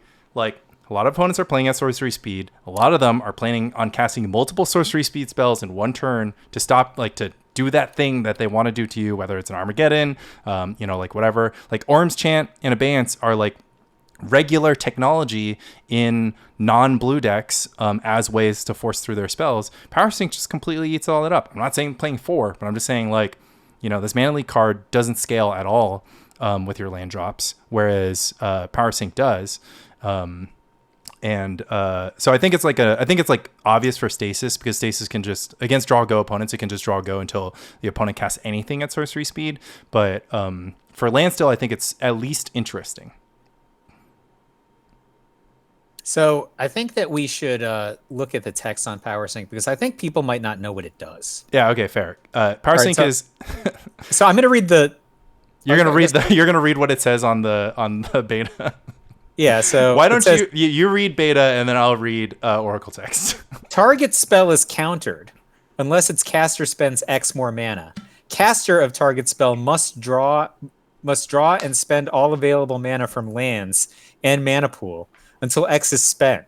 He or she may also spend mana from other sources if desired. If this is not enough mana, target spell will still be countered. Jeez, where did you find? Oh my god! If the caster of target spell is countered unless caster spends X more. I mean, I can't imagine playing Magic in 1993. So, or 1995, 4. Jesus Christ, what is it? It's 4. 30th anniversary. No, it's 3. Whatever. Oracle text, power sync, X and a blue instant. Counter target spell unless his controller plays X. If that player doesn't, they tap all lands with mana abilities they control and lose all unspent mana. So you don't have to tap your Maze of Ith or your Bazaar of Baghdad. But anyways, the effective text of this spell is counter target spell. Your opponent will no longer taps all their lands. They can't cast anything else. So if your opponent goes abeyance because your opponent is a crafty replenish player and they're just trying to gotcha, you can power sync it for X is more than they can pay, or obviously X is more than they have left over to cast replenish or whatever, and they won't be casting that replenish that turn, and you'll have stop the abeyance and time walk your opponent. I think it's a very compelling card to consider for blue decks. I don't think maybe necessarily you should play 4 copies, but I like Mana Leak in the Tide deck, right? Because the Tide deck takes away opponent's lands, but in land still, your opponent is free to just like, if they're the rock, just like put all their lands in play. Yeah, so the thing that I was trying to get at, which maybe from my 1993, 1994 version that I read, is that power sync isn't just blue X, opponent has to pay X, or it's not just a sync countered. Yeah. It's also kind of a mana short, right? It is. It has the text of mana short when your opponent doesn't pay X. So that's kind of where you were coming from. And the other thing is, in some of these decks like Stasis, you can just like blue X them and it's not enough, and they still have to pay a bunch in order to get their spell through. And now they're not going to win a counterspell war on your turn when you want to play Stasis and lock them out. Yeah. I mean, it's super good in Stasis. It was mentioned by Chris Roy on the podcast. And I think that, I mean, this is the first, I'll just put it this way. This is the first time that Stasis has at least interested me. I was going to, I'll probably add some lines about it on the pre-modern tier list, but I think that I've been struggling because and you and I share this disdain for decks that sort of like have these like endpoints that are just like very predictable, and like if you just give your opponent enough time, they'll just do the thing to you, right? Just like do this thing that completely rocks you. And that's been one of the biggest things that I dislike about that's what you dislike about Rifter, right? It's just like Rifter is just like, well, your opponent is just like, well, I'll just Armageddon, and you're going to give me all the time in the world that I need to Armageddon. And there's nothing you can really do about the play pattern. Yeah, exactly. That's the other thing that's really frustrating about it. Absolutely. And similarly, like Burn in some environments runs up against that. I mean, that has been the Burn experience versus Dreadnought up until, recently, where it's just like, okay, let's just play a bunch of sideboard cards. But like no amount of sideboard cards really fix the Burn versus Parfait matchup. And that's why Burn didn't succeed as much as it did in didn't succeed in the Parfait meta as much as it does now. You can kind of go on and on. It's like, it just doesn't feel good when your opponent, like, once they get the matchup, they just immediately know, like, immediately they can just like do good threat assessment, right? Where they can just be like, okay, I really only have to worry about this. That can happen also in open deck list events. If you're playing like an Enchantress deck and your only win con is like a copy of Words of War and 2 replenishes or whatever, then your opponent can just be like, well, Meddling Mage, naming replenish, counter the Words of War. Like, what are you going to do? So Stasis has felt a lot like that. And one of the things that happened way back, Hearst, the Stasis Master, was just like, oh yeah, my deck crushes the Rock. And I was just like, we shouldn't talk about the Rock, obviously, because it's not a good deck. But the question came up about whether or not it beats Stasis. And I was like, look, I think that this deck beats Stasis. And I think that a lot of decks beat Stasis because a lot of decks should be able to like understand what Stasis is doing and understand what they have to do to get out of the lock. And I think that a lot of people struggle in positions where all of a sudden time is no longer an aspect of the game, and they can't like visualize like, okay, like I just need more naturalize than my opponent has free counterspell. And before Black Vice kills me, right? And so you could just be in a situation where you have like, you're just casting stuff early, right? You just like resolve multiple Pernicious Deed. Right, like you almost can't lose if you have 2 Pernicious Deed in play. Yeah. Because like you could just deed for 2, doesn't kill your other Pernicious Deed, but it does kill their right. And you're playing a deck and their Black Vice. Yeah, you're playing a deck with 8 discard as well. Yeah, and then they need to have both of those cards in play in order to win. Right, and like I think that the other, it's just like the other thing is like I think that people think that when an opponent has Stasis in play, like they also have to pay 1 on their upkeep, or they just like, or they just draw like, and they like miss 1 land drop, and they're like, oh, like I didn't draw a land. It's just like, but eventually you're gonna draw like, 4 or 5 lands, and your opponent once you do that, your opponent, you might die to black vice. Like that's the whole thing. You'll die to black. It feels like a struggle, but there's plenty of spots where you just wait till their end step and you go like disenchant, and then they just like don't have. They don't have double thwart, or they don't have thwart foil, or nonsense. And obviously, it feels horrible to get something thwarted. But if they don't have Vice, you're absolutely not in a hurry. It's even more interesting when you're the Dreadnought deck, and you can Vision Charm their Vice, and it doesn't. It never comes back. Yeah, and it doesn't come back while Stasis is around. I played in that league I played 4 matches in the league. I wasn't able to finish it, but I played against a Dreadnought opponent that was like casting cantrips under Stasis, and I didn't have Vice in play because Vice isn't in Chris Roy's deck, but I didn't have Vice in play, and they were just like tapping islands to cast Portent, and I'm just like, don't bother. It's like, you're gonna draw those cards. Like, you don't need to change the order of the cards you draw. You don't have to spend a mana. Just draw them. Just wait to draw them, and then eventually go for some sort of like, I mean, from the point that they were like, the best thing that they could have done is just like hold up a bunch of free counter spells and gushes and whatever, and try to stop me from casting Stroke of Genius, or countering the Chain of Vapor that I needed to save the Stasis, but. So that's been always like the negative thing is I felt with Stasis, just like, look, if enough people understand, like if they just play test with Stasis and they just like, look, I want to solve this matchup. A lot of decks have solutions to the matchup, but Chris's deck really intrigued me because it felt like a Stasis deck that could do more than just like Stasis Black Vice GG, or get GG'd if the opponent like sort of understands what they're doing. And the big reason is just because it's just a little bit the way he's devoted the slots feels just more efficient. It's just like a slightly more efficient deck, and Stasis tends to win by a margin of 1 extra counter spell or 1 extra answer. I mean, it sounds to me like he has a lot of dead weight, right? I mean, if you can't, like, the Propaganda is the only suspect card to me. I mean, dead weight is it's just like a thing, right? You have it. Well, it's just I think that, well, in Stasis, like the only real dead, because the deck is so linearized, the only bad cards are Impulse and in this case Propaganda. Arcane Denial can be horrible, but Arcane Denial, man. When I was watching that Turbo Upheaval deck, I have never seen so many people elect not to draw with their Arcane Denial. It was. I don't even think we have inspiring. the list. I don't even think we have the list because it just like came up on stream and nobody's been able to share it out or something like that. But I guess it'll just have to be closed door technology until the next until Mr. Question Mark shows up at the next thing. Yeah, well, he probably sent it to me on Discord and I probably didn't update it. Oh yeah, because you've been wanting to post meetups until eventually that stopped because predictable. I did it for a bunch at the beginning of and like this is just costing me, right? I'm just like costing myself top 8 appearances on TC decks, but I just stopped because this was boring. Effort, yeah. Stop because it takes an amount of effort that's obnoxious. Because you were just like, I'll do it. I was like, okay, good luck. It's like you gotta ask people for their deck list. You gotta put it in the form. Like I would love that for us. I want to get our results out there. I want people to be able to look at what we're cooking. The Brooklyn meetup is drawing 16.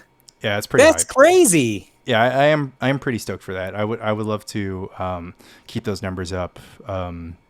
Like that's just like great to hear. I think I've talked about it a bit. We're actually kind of lagging behind pre-modern scenes like Madison and Worcester, and so we gotta kind of show a little bit more dedication to the game. And New York, I know it's tough to get us.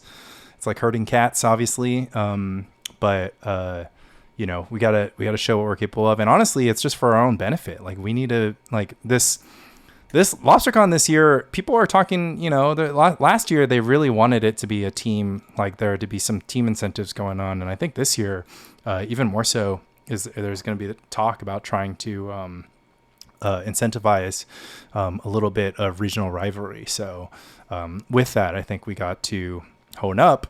But yeah, I don't know. I can't find a deck to play besides Growtalk. I'm trying them all. I tried Stasis, for crying out loud. I'm literally in a chat with Sunny and was like, okay, I hate this Landstill deck, but I need to know if there's something there. I need to know if it's possible that this could be an option. You on Landstill is surprising to say the least. Except for I'm going to be playing Power Sync. I'm not going to be playing Teferi's Response. You see me? Teferi's Response is so good when it's good. I mean, I guess we should talk about second order. But it's not really. You're playing against a Rishadon port. You have Teferi's Response. They're going to port you.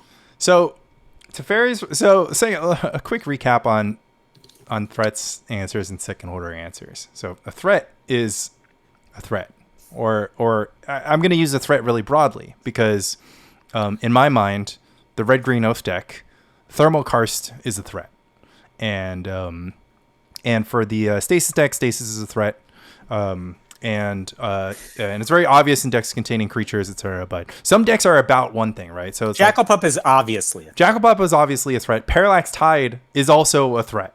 Parallax Wave and Opalescence are also, like, every card out of, like, one of the things that make the Replenish deck tick is that it is a deck that, despite containing 20 CMC4 cards or 16 CMC4 cards, all of them are threats. So just because they're CMC4, like, the reason why the deck functions and doesn't completely fall apart is because they all function as threats.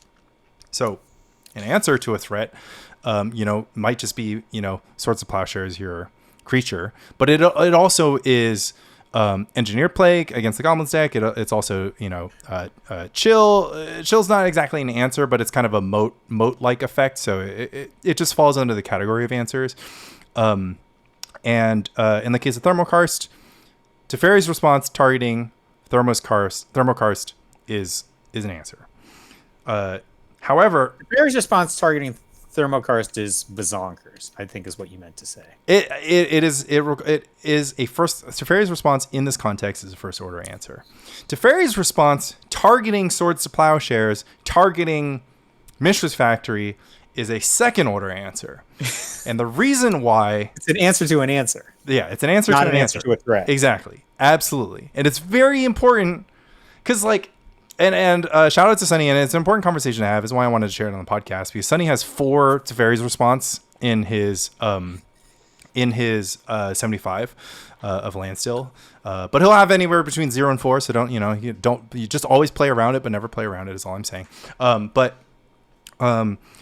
He made a statement, and Magic players, we make statements, but he was saying a lot of games are decided by my opponent attempting to remove a blocking Mishra's Factory with a removal spell, and then I Teferi's Response it, refill my hand, and then I win the game. And then also win the combat. And then win combat, win the game. So it's a 4 for 1, 4 for 2, 6 for 1, because you get 2 cards, their removal spell, and their creature. Well, it's one of the 2 cards is... Okay, I see what you're saying. Yeah, so it's like a 4 for 1. Anyways, and he's like, I win the game, and just like, insurmountable card advantage. And I was just like, okay, this is actually a third order answer, right? Because your Mishra's Factory in this scenario is functioning as a blocker, which means that it is functioning as an answer. They have a second order answer by plowing your Mishra's Factory, and then you have a third order answer by the answer. And I was just like, I don't know if you have enough agency to always make this happen. It's in the range. It's in the range, absolutely. It's in the range. Right, so 2 things I'd say. I think you're worried about a lot of things here, right? First question I would have is, does the Swords to Plowshares have text, right? The answer is yes. So that's a card that people often cut against Landstill because it's not great against a deck with no creatures, right? It's not great against a deck whose mode creature is a 1/1 soldier token that they drew cards off of already, right? It's not great. but does it have text? And the answer is yes. And if you can point that at a Mishra's Factory or a Fairy Conclave, it's actually pretty good text. So that's one. But then B, does the Teferi's response have text? The answer is yes. And the Teferi's response is sometimes spectacular, right? The problem with Teferi's response is if they're not baiting you, right, it doesn't do anything, right? It's not very good against decks that are going to pin you anyway. You know, like if you're under a Mox into Sphere of Resistance, your Teferi's response might never get money, despite the fact that it's in the perfect context. Right. But you literally might never get money, right? So, you know, like it is at best a second order response. But the thing is, you can't discount the fact that it is sometimes just straight up spectacular. Like it is often a 3-for-1. And that's why it's such a difficult card to evaluate, which is just like the face value is 3-for-1. And then in situations where you're up against a Dust Bowl or your Mishra's Factory is blocking a creature, it becomes a 4-for-1. And it is really hard to evaluate a card that is either a 3 or 4-for-1 or nothing for nothing, you know, nothing in dead weight. But I mean, but that's the nature of certain types of answers, right? They're just uncastable sometimes, and that's what you have to but most of those answers are minimized, right? That's why Last Breath is in the sideboard. That's why Teferi's Response typically in the sideboard. And it's because like one thing that I want to say is like it's not an all or nothing thing, right? If you're playing a combo deck, your sideboard is all second order answers. Like you know, if you're playing like the beauty of counter magic, right, is that it is both. It can be a first or it can be any order answer. It's just always an answer, right? So in the Dreadnought deck, you can counter Swords of Plowshares, you can counter Goblin and depending Ringleader. what the counter is, right? Like, you know, the counter spells are all split cards, where it can be an answer to your opponent's threat, or it can force through your kill. Right. Like at a minimum, those right, are... exactly. And so similarly, and we actually got into this a little bit with Rebel's strategy of playing Duress to clear Naturalizes out of the way to get Engineered Plague on the table, which is actually something that I did with my Parfait deck. It was something that you weren't attracted to specifically in the Rock versus Elves, but you were supportive of in Machine Head versus Goblins. But you know, the argument against that is like quite simple. It's just like then your Duress is a second order answer. It's an answer for the Naturalizers, it's an answer for your Engineered Plague, which is an answer for Goblins, and you really dislike wanting to play cards like that. Now, granted, if your paradigm is like if Engineered Plague is on the battlefield, I win the game, then it becomes super good to have something to protect your Engineered Plague. And it can be something as inflexible as Duress. But obviously in a perfect scenario, it's something as flexible as Mana Leak or Counterspell. But I think evaluating, like it's just important to have a good paradigm for evaluating how much value is lost by having second order answers, because answers themselves like don't already have base value, right? Swords to Plowshares is already a card that Enchantress players are like, really, who cares? They don't like. Please have that card in your deck. Well, no. They sorry, I'm saying from the Enchantress starting if Enchantress side, because they don't even start up until recently.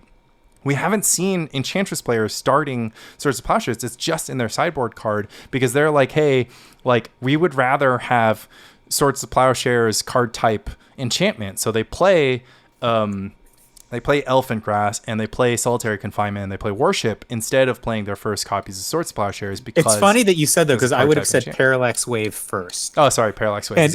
And you named Parallax cards Wave that aren't Parallax So Wave. like 4 cards. So it's just like they have a bunch of team players that collectively create the Swords to Plowshares effect. And then if they need more, because these cards are all quite poor against Goblin Lackey, if they need more, then they dip into the sideboard copies of Swords to Plowshares. Now, that said, we do just have data from new events. Enchantress has won a Swiss tournament in the U.S. and a monthly tournament in Massachusetts. So Mike Packer, rocking green-white Enchantress, has taken it down with 3 Swords to Plowshares main, and of course the new stock 4 Miri's Guile main, and then they're just trolling you. They are. At this point, they're daring me. that is just shots fired across the bow. I mean, I don't even know what I have to do. Like, there's nothing for me to do besides like tell the opponents of these Enchantress decks to like play Replenish. Like, that's just like you should either play Replenish. I mean, Grotog has a decent Enchantress matchup post sideboard. Goblins, pretty good against Enchantress, like we talked about. But yeah, both had 4 Mirrors Guiles. Actually, did they just same 75? I'm like looking at these deck picks and they just look the same to me. So they're roughly the same deck, but they both have 3 Swords of Plowshares main deck, which is a departure from what I've seen to be stock Enchantress building, sort of in the pre-Sam Black this year sort of era. I'm sure people have done it, and I'm sure lots of ink has been spilled on the topic of Swords of Plowshares and Enchantress. But that is all to say that like Swords of Plowshares, the literal best answer and effectively the most powerful card in the format is like a card that some decks, like Grotog, same deal. It's like some decks don't even want to play that in their main deck because of the possibility that it won't find a target. And it's not just a question of finding any target, but finding a target that's worth caring about, right?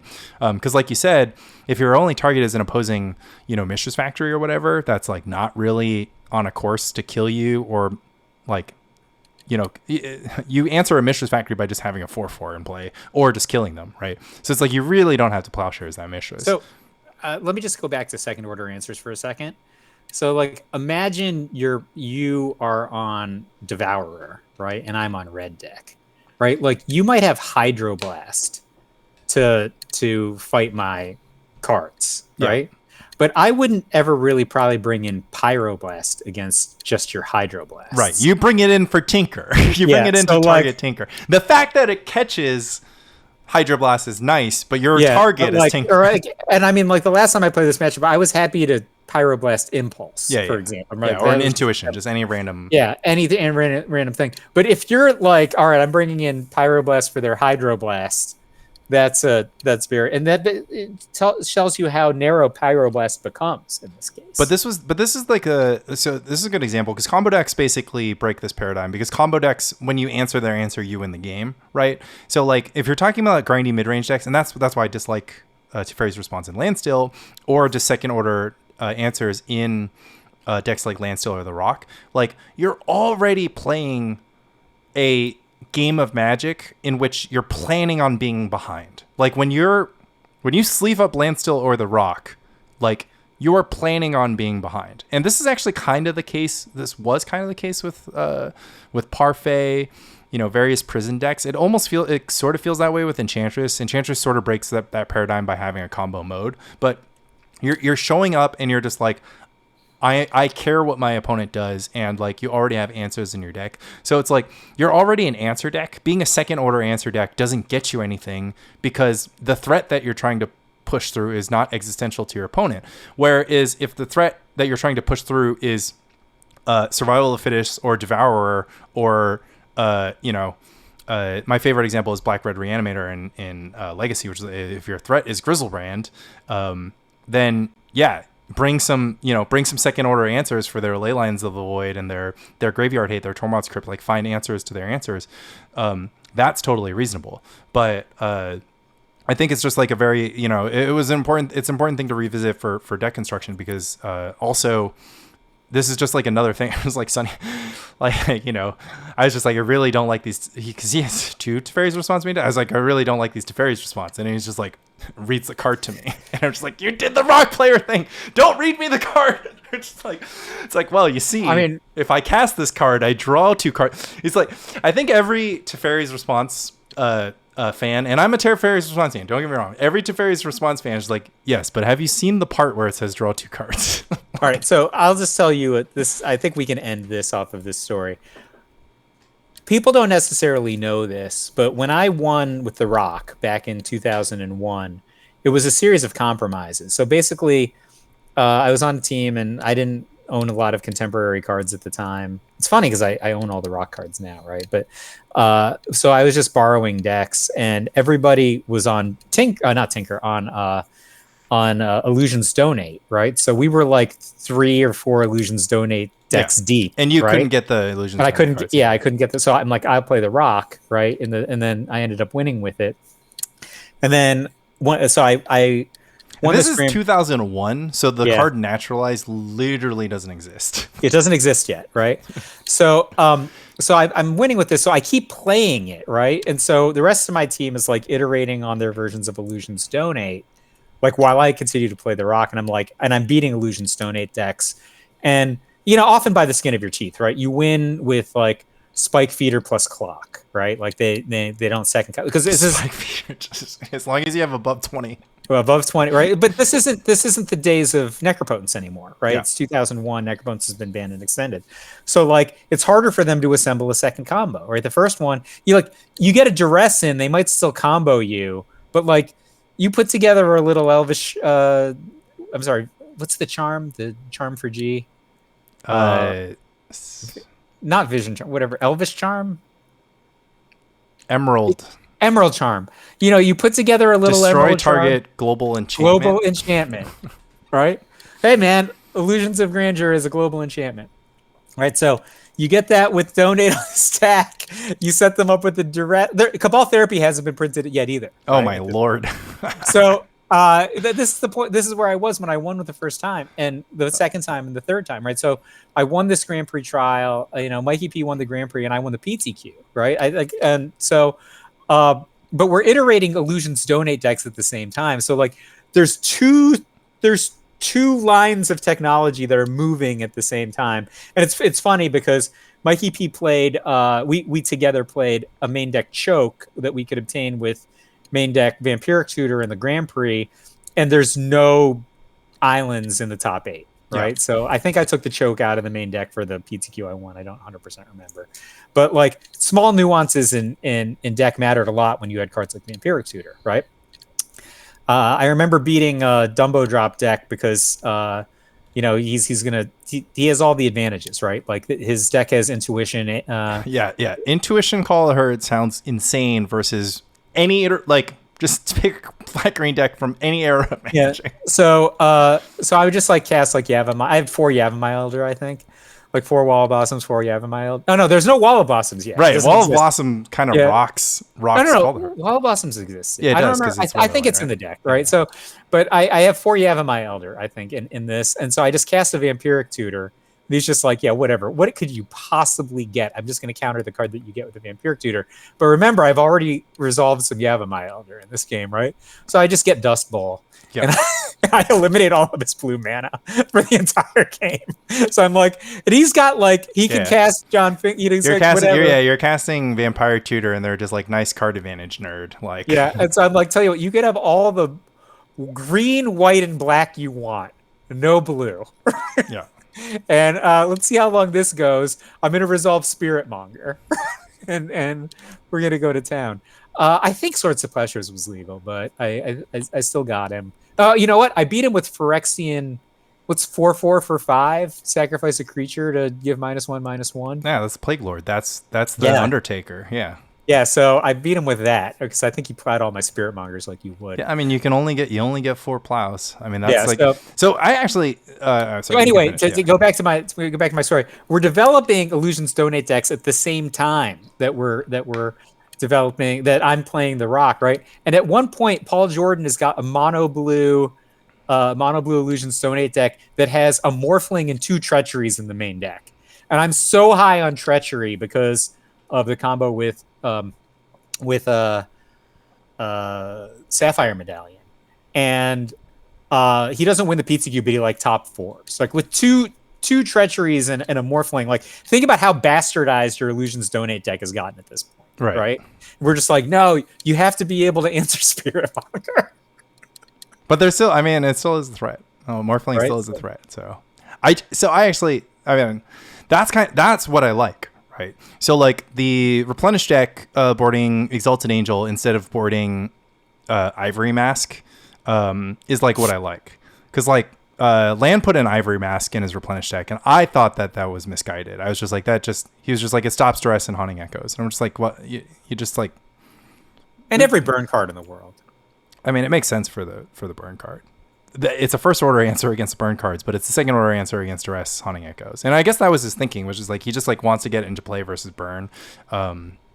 So I don't know if this is the right way of thinking about this, but I hate those kinds of cards, and the reason is you have to draw them in the right order. Yeah, right. Like you need to draw them after you've tempo managed all of your opponents like early game, and then if you can get to whatever turn and you're not dead, right? This card becomes it gains a lot of text like immediately, but like you needed to live through the first 4 turns before that card gained any text. You still might die to a ball lightning when you tap out for it. And this, I mean, this is just something that's important to understand. And I actually think it kind of comes along with Land's disrespect for the burn deck. It's just that a lot of people like dislike the fact that burn can be hated out. But I think and we've talked about it 1,000 times on the podcast, they don't address the fact that burn is naturally advantaged against every deck. Burn's threats are better than the threats from a lot of other decks. And the only and now that there's no Parfait, which incidentally, like Parfait was already a deck that was just kind of like, okay, well, I'm very happy to just have Ivory Tower and Zuran Orb in my deck because those cards are just broken anyways. With land tax.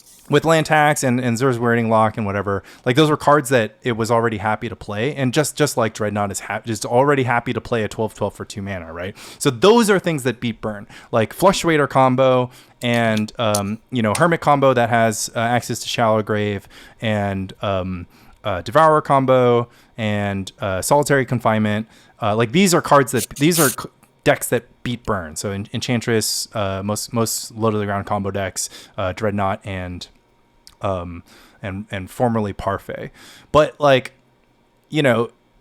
it's like you're saying, it's just like it's not even good to just like sideboard in Circle of Protection red. Like what if you just miss your 3rd land drop? You just like Circle of Red on turn 2. It's like you have warmth. Like what if they just have Sulfuric Vortex, right? Like so the burn deck is so hard to answer because there's so few game plans that are naturally advantaged on the first degree, the threat level, and then the answer level, like the first degree answers aren't really that enticing. Like Renewed Faith might be like maybe the most flexible. Obviously Phyrexian Dreadnought is it's not an answer. So like what answers are good? Swords of Plowshares, Renewed Faith, Call the Herd.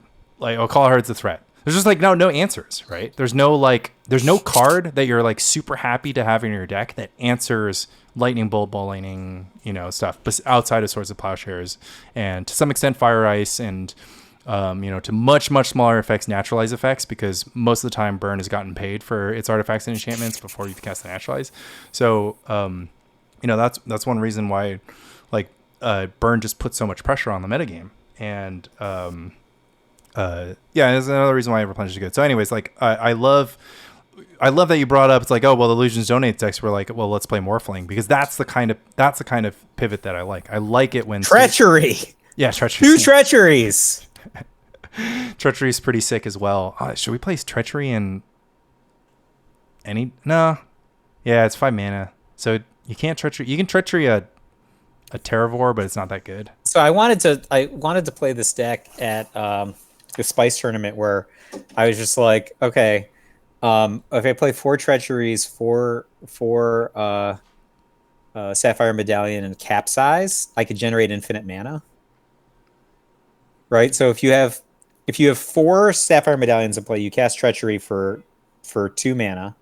And you cast Capsize for 3 mana. But then you untap 5, right? So okay, hold on. Just let me stop you right there.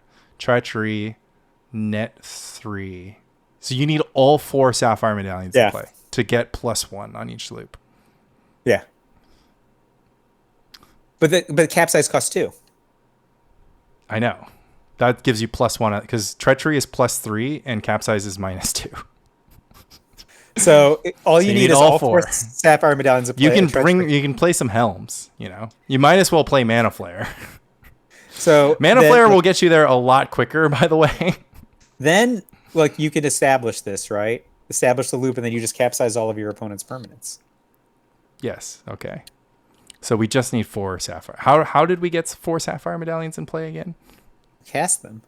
We drew them and cast them. Does our opponent have any interaction with Sapphire Medallion? We've been counterspelling them.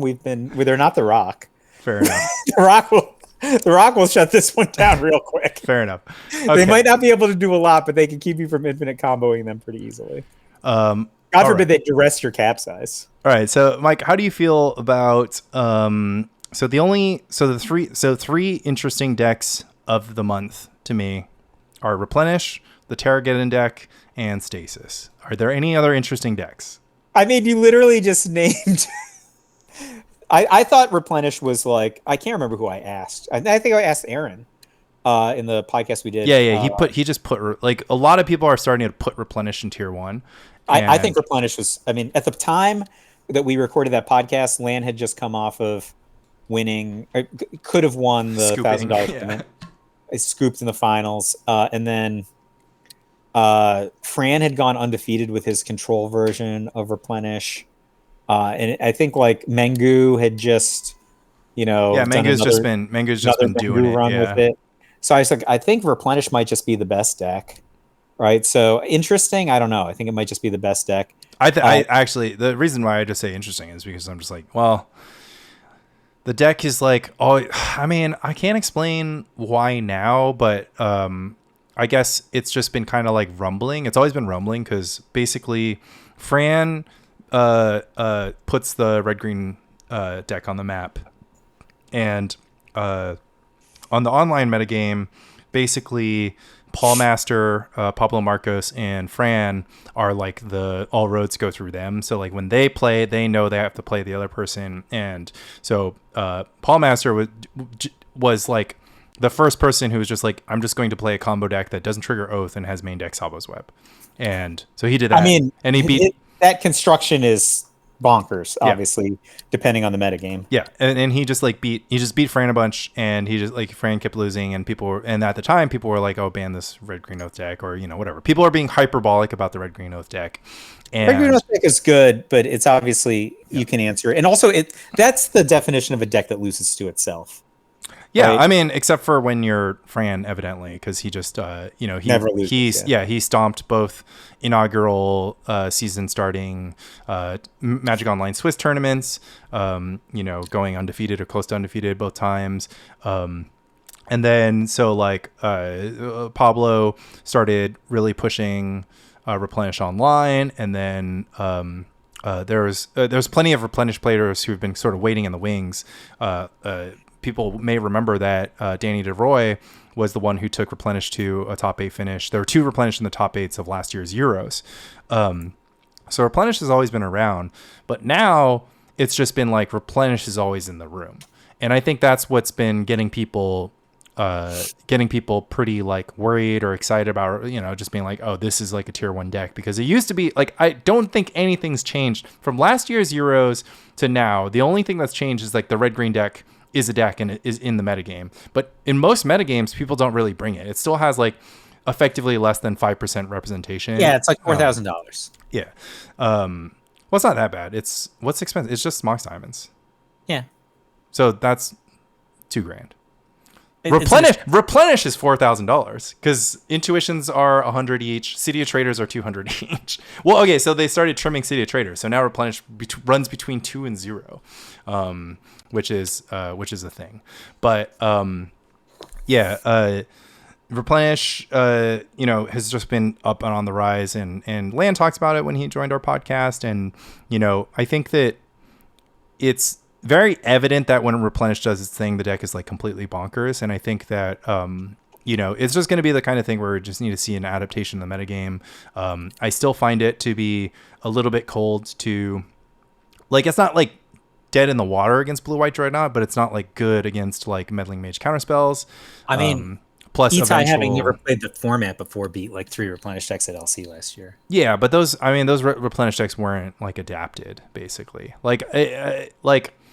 Yeah, he obviously stomped all over Replenish, and that makes me believe that it has a good Replenish matchup. But I think that now Replenish has a little bit more like experience and like tech behind it, and like a little bit more like knowledge of what to do in the matchups.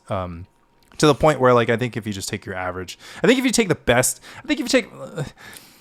not to say I'm the best Replenish pilot, but it's like I'm not going to beat Rich Shea on on Dreadnought. He doesn't even have Armageddon. He's using the Brain Freeze plan.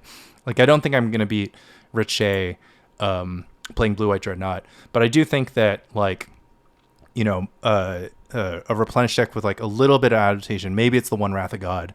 Maybe it's the Exalted Angel plan, which I find to be good against Dreadnought. And maybe it's just most Dreadnought pilots aren't Riche. Things are going to go back in the replenish direction, but don't love that. It does seem that replenish is performing very well against both goblins and burn, which does not one-to-one reflect our experiences, but is probably a key point to the success on the replenish side, where maybe burn doesn't have too many copies of Tormod's Crypt for one would change things for burn a little bit, and then just finding those blue blasts and landing them when they matter is also going to be good. But replenish is sort of like cracked back and played a lot of their own blasts, playing like a lot of chill, playing some sphere of whatever.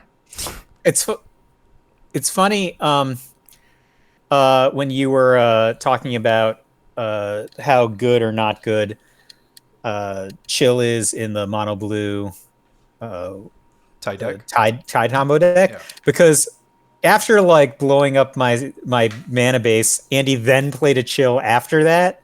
So like, I was like super locked, but also like he like worked me into a corner first and then shut the corner off. Yeah. Like he didn't just play chill.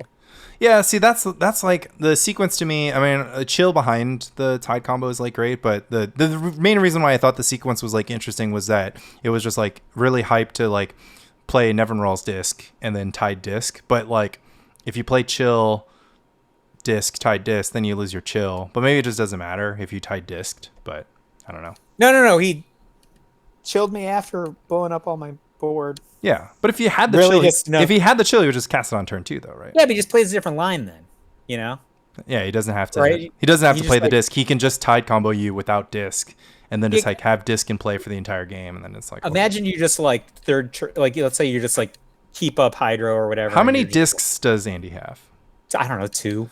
If he has, okay, let me be real. If he has Hydro and chill, then that's like that's oversight boarding. I mean, it was like not oversight boarding, but it's just like you're not supposed to like. The Goblins deck could bring, 8 blasts and then be back in it, right? So, like, you have 8 blasts on Goblins, you're never going to lose, right? I don't know, man. It did not feel close. Okay. Right. He annihilated me. Like, but it's not even like the blast thing. It's just like quicksanding Mog Fanatic, and so Mog Fanatic's actually really high leverage in this matchup because it kills like a bunch of his creatures. It kills Fairy Conclave? Yeah, it kills Fairy Conclave, right? So you don't want them to have Mog Fanatic. Right? Yeah. He has to win with land. Yeah, I guess. I mean, I don't really think about Goblins playing the control role in this matchup, but okay, imagine for whatever reason Goblins isn't pinned on mana, right? Obviously, because like one way you could sideboard is just like I'm going to bring in my overload of anti-red cards and just try to. The big one is Goblin Pile Driver, right? So yeah, Quicksand is for that's Goblin really Pile good Driver. against Goblin Pile Driver. But imagine if they're not pinned on mana, right? Like Quicksand still stops all of their.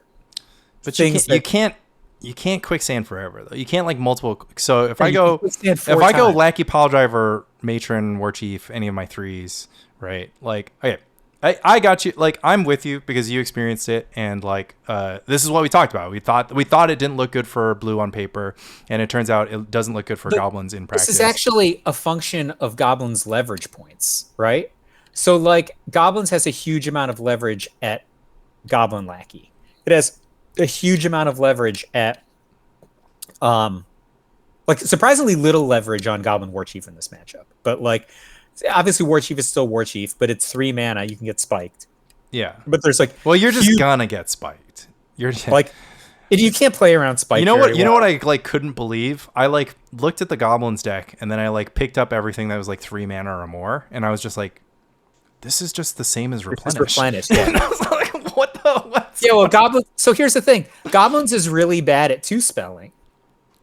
Yeah, it just never does. Yeah, so unless one of the spells is like Skirk Prospector, and then so it's not good at two spelling, and so like versus like the Tide deck can two spell you, or just like they're like Hydroblast or Spike, and then do a thing that bothers you, right? Like, well, imagine you take a turn where just like Disc and Hydroblast against somebody who's only going to one spell. Now I have to live with this Disc. Yeah. Right? Like, or, it's turn 3 and they've like managed you, right? What was for the first 2 turns. What was his engine? Was his engine Factor Fiction or AK? Yeah. Factor Fiction, yeah. Just Factor Fiction. Interesting. He took out Standstill. Yeah. Standstill. You can't play Standstill in the Red Green Oath meta. I mean, they have 16 utility lands. Cast Factor Fiction and then I'm just blown. Yeah. Right? Like, because like the problem is like my engine cards being Goblin 3 Matron and 4 mana, yeah, or 7 mana converted. Yeah, it's just Spike. Hydroblast, right? And then he gets a 2-spell me. Like, imagine he's just like a turn where he's just like chill, go, right? And you're just like you can't even take a good turn against the chill, right? What is this deck bad against then? Are you going to turn into a Tide guy now? I don't know. I think if I just haven't had the wherewithal of actually assembling the whole thing, but I want to play it. I was building it. I just like had my I think I don't own that many AKs, and they're like all in your. Okay, I'll borrow Land's AKs, but so he had AK as well. I think he had AK. Factor Fiction AK. I love AK now. I'm just like AK is just like I feel like I don't know how much I participate in these conversations, but like every time people were posting these decks that had like 4 impulse or like whatever card draw package, somebody would just be like, why isn't that not an AK? Somebody would just be like, oh, like, have you tried AK? Especially in decks that contain Intuition, right? And then Fran had Intuition AK in his Replenish deck. And obviously, AK got added to... Marcus Evalda did the AK addition to Storm. Obviously, he's not the first to do it, but like he was like, he was the one to do it and then take it to a top 2 finish, where he lost to Mono Blue Tide. And people would always just be like, what about AK? And then they would just get shot down. Like, people would just be like, nah. Like, if you think about it, like, what is the... Like, when you're like, what is Tide bad against? Like, if you have a strong understanding of your opponent's game plan, I think you can just, like, counter the cards that they might beat you with. Like, that might be in the case of Mono Blue Storm, right? Like, maybe you take out the mana accelerating rocks. Like, you just tied them. Against Storm, you just tied them. Yeah, but like, they don't really have counter spells, especially in game 1. So like, it's pretty easy for you to just combo them, and then you just beat them at your leisure. Yeah. Like, it's only 2 to 4 points a turn, but like, Tide is gonna be dominating against Storm. Like, the Storm's best hope is to steal it, but yeah. But to answer your question, I still think the deck is probably pretty weak against Red Green, and it's horrible against Red Green. I can't imagine it's good against Red deck, right? Like, even with like all these red cards, it's a different story than Goblins, where like, and the reason is because Red deck is so much less leveraged, right? Like, Goblins just like Red deck, all this energy around a card that's going to get spiked or hydroblasted. Like, all the cards in Red are the same. Yeah. Right, and like, you get Tide comboed, you just sandbag 2 lands, you just like bolt, you fire blast, it still happens. Yeah. So versus Goblins needs to put 5 lands down to cast a siege gang. Okay, so Red Green, you got to be good against. I mean, but can't they just mulligan to chill? I don't know if that wins, right? Like, it wins on the same axis that it would win for Grotog, where it's just like chill Armageddon, right? So if like chill Armageddon works for Grotog, like, would it not work for Tide? But so Grotog can do stuff like block, right? So like, imagine like the chill comes down on turn 2. We got Quicksand. Yeah, you do have Quicksand. That's a great answer, right? But like, they just already have like a Mog Fanatic and a Jackal Pup at the point that you cast the chill, right? Like, that's going to do a lot of, like, you need to kind of... Like, I put Quicksands in the deck, and I was just like, you know what Quicksand reminded me of? Flashing back Lava Dart. It's a lot like that. My least favorite thing in the world. I was just like, oh man, they're on the play. They go Goblin like, hey, like, Quicksand, haha, got you. I'm like, Quicksand you, and they're like, cool. You have 0 lands in play. I have a Pile Driver. You're gonna play your first island. Then I'm gonna have a War Chief. Then you're gonna play a second island. And then if you're lucky, you'll stick a Mana Leak on my Ringleader. or you'll just be dead. or I'll just play another pile driver and another see, like, oh, quicksand on the draw, man. Like on the play, I kind of got it. You got the land drops to work No, with. it sucks. It sucks. Don't get me wrong. Okay. But it's just part of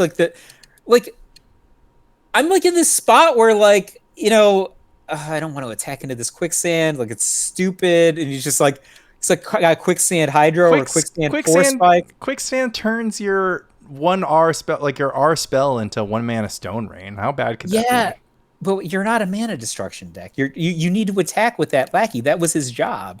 That's true, but I mean, so conceivably you could wait until you have Wasteland. But isn't it insane if you have Wasteland or Port on turn 2 and their plan was Quicksand? I mean, so they're just dead if you just Port or Wasteland them? It never came up for me that way. Okay. So maybe we played a bunch of games. You messed me the hell up, right? But it's at least plausible that the picture is like. Don't get me wrong, lackey plus something to put into play plus Wasteland has always been pretty broken, even if your opponent doesn't have Quicksand. Yeah. But he's just sometimes he gets it, but I literally had I don't know if Sonny put up the VOD, but you can watch, I had games where I had my stuff. Yeah. I'm like, here's my stuff. And then he's just like Nevinral's disc. Well, maybe it just doesn't matter. The moral of the story is that people should just play Red Green Oath. And until Red Green Oath is 10% of the metagame, you can kind of exploit and play this other stuff. And the reason why Tide succeeds is in spite of Red Green Oath, and Replenish is just succeeding because Replenish is a better deck than Tide. I mean, Replenish is just a better Tide deck than Tide in a lot of instances, because it's just sometimes you go for Tide and you don't win the game, right? Because you were but I feel behind. Tide is probably substantially advantaged against Replenish heads up. Yeah, it's going to be advantaged heads up, but as we know, 2 decks with 5% metagame share, their heads up is going to matter a lot less than their percent against the field. And Replenish is inching towards being a deck that is advantaged against both Burn and Goblins, like I said earlier. I think that is becoming a large part of its success. People have sort of been okay, if I play this Replenish deck and I have about 4 sideboard slots, and of course Mengu lost to Burn in the quarterfinals of the Four Seasons tournament, I believe, to Burn. He had a bit of a head scratcher of a sideboard plan in which he brought in all the Angels, Meddling Mages, and Blasts, and his plan was just to be a deck with creatures and blasts. So maybe he adjusted for the following tournament. Also, Mengu just didn't know that you could make infinite mana with Parallax Tide. Doesn't come up that often, but he just didn't know that was the case. It's not infinite; it's just a lot. No, it's infinite. Sometimes. It's just infinite all the time. It's just always. Maybe we should call Jen the judge. It's just always infinite. It's infinite for the same reason that Well of the Blossoms is infinite. I know if your opponent, that interaction. I've done it. But it's not infinite because you can't do that much. Yeah. If you can't do it because more than all that you're really doing is picking up your. You can put infinite Wall of Blossoms triggers on the stack. Yeah, but I'm just talking about the infinite mana. There's nothing for Replenish to do other than to keep casting its attunement, so it's not infinite. Yeah, you spin attunement down, but then normal. The reason why it's important that it's infinite is just that if you have cards in hand, they should be on the battlefield, and then your lands should all be untapped in case you have instant speed interaction. I think that people are bad about that, which is that they don't use the untapped portion of the Parallax side. Yeah, in a lot of decks, not just in Replenish. Yeah, I've seen that all the time. I watched Land do that in the tournament that he top 2'd. I just watched him, somebody disenchanted his Parallax Tide, and then he elected elected not to untap his lands because that's kind of a funny interaction. And then one time SWB did that, but one of the lands he untapped was the Trevis Ruins, so he actually picked up. Had to pick up. Yeah, and that mattered. Disaster, yeah. So don't do most that. Replenish decks don't contain Trevis Ruins, but if yours does, then be aware. But infinite mana. Mengu found that out, but I don't know. I'm a lot cooler on Replenish than most players because it's hubris. I consider myself to be pretty good at brewing and playing the deck. I'm not great at it, honestly. I do blunder a fair amount with Replenish, but I've got a lot of reps with the deck, and I've felt like I've seen what it feels like to lose, and I think that and I'll actually be releasing a video. I did a league with Replenish before I left for Europe, but I lost, and like some people might just blame the fact that I have like 26 lands. But I just like lost in one of those spots. I lost to black white and I lost to blue black, both like these grindy decks that one of those decks I would not be happy losing to with Replenish. Yeah, the black white I've played against black white twice with Replenish and I've never beat it. I lost to Fran. He like Dust Bowl locked me, and then I lost to this person because like I don't know, I boarded in 3 deep analysis and didn't board out intuition, and I just like didn't see deep analysis and intuition, and I just like spent the entire game, and I was just like, as soon as I draw deep analysis, this game is over, and I didn't. And like I don't know, maybe that means I'm over leveraged on deep analysis, and that Replenish actually it probably just means that you've only played the deck twice and that there's a lot of variance. I mean, and then Rich Shea lost to it when he got top 8. I think he won the Massachusetts monthly last month. Massachusetts, or 2 months ago. Massachusetts, of course, running monthlies and quarterlies and weeklies. So shout out to them because they do Duress Crew weekly, Massachusetts monthly. There's a and then there's a quarterly, and they're at 3 different, like one's a house game, one's at one shop every month, and then the quarterly's at another shop every quarter. So crazy popping over there, Replenish popping off. Before that, Red Green Oath was popping off in the hands of Billy and one other person barred at one time, and they both made top 8, et cetera, et cetera. Anyways, like I think it's interesting because I guess one of the things that Replenish is really good at is just like crushing decks like the Rock and most variations of Landstill and all black mid-range, like all other black mid-range decks, and White Weenie style decks are really bad against it. And it's and then just kind of being like Goblins players really hate playing against Replenish. So I don't know. I've got demolished by land. It never looked close. Yeah. I mean, look. It might be. I'm supportive of a deck that encourages people to play Tormod's Crypt. Replenish is pretty good against Tormod's Crypt out of a deck like Black White Control or the Rock or whatever. But if your Burn or Goblins or White Weenie or whatever deck has Tormod's Crypt, like that's a lot of leverage because all of a sudden. Like Replenish player, the common thing is like Replenish players like, oh, you play Tormod's Crypt and they're like, okay, well, I'm just gonna cast Opalescence and Wave. But like, you're not gonna have time to do that if your opponent plays Tormod's Crypt and has some number of disenchants available to them. Well, you need to be clocking them, or they're just gonna beat you anyway. That's correct, but the decks I mentioned all have a clock, right? So if you have Crypt, I think that if you're like Crypt and Disenchant and not Goblins, or like the problem is like when you're Crypt and Disenchant, your Goblins engine is poopy. Like, I mean, everybody's been in that situation where you're like, have a first turn lackey, hit them, and you put like a Skirk Prospector into play. Yeah, I mean, some might say Skirk Prospector shouldn't even be in your deck, but okay, I'm just naming a low power goblin. Some would say you shouldn't play any low power goblins in your deck, right? Because the list goes from Pile Driver, War Chief, Matron, Ringleader, Siege King, Commander. Those are all between A- and A+. Don't get me wrong, Replenish will also have Swords to Plowshares. But if you need to have some semblance of a curve in case they stop your lackey. But if Goblins has a little bit of Crypt action, maybe a little bit of Blast action, maybe a little bit of Naturalize action, I think you can gain some of your equity back. With Burn, I think that if you have Tormod's Crypt in your Burn deck and you just like don't put 5 lands into play for no reason, you should be pretty good. When we were playing against Lanny Replenish prior to Lobstercon last year, I was shocked at how effective you were in game. Yeah, but that's because my deck at the time Lanny Replenish had 4 Mox Diamond, 4 Parallax Tide, and Parallax Tide is like the most important card in the Burn matchup, but it's not the most important card in a few other matchups. So it's like really hard to run 4 because the deck is like constantly trying to like make space. Like I personally trimmed 1 so I can get an extra land in there. And then of course Mox Diamonds are not something that anybody else is doing. So I think that's changed, but Replenish kind of fights back. They play Chills for your Law Blasts. So, but you can put up a fight. I'm just saying, if you have your blasts or you have I will say one thing. Crypt and Blast do effectively solve the same problem, which is Frantic Search, Intuition, and Attunement powering a fast kill. So, like, Crypt and Blast... They kind of cut off a line, but I think one of them's much better than the other one. It's just too predictable.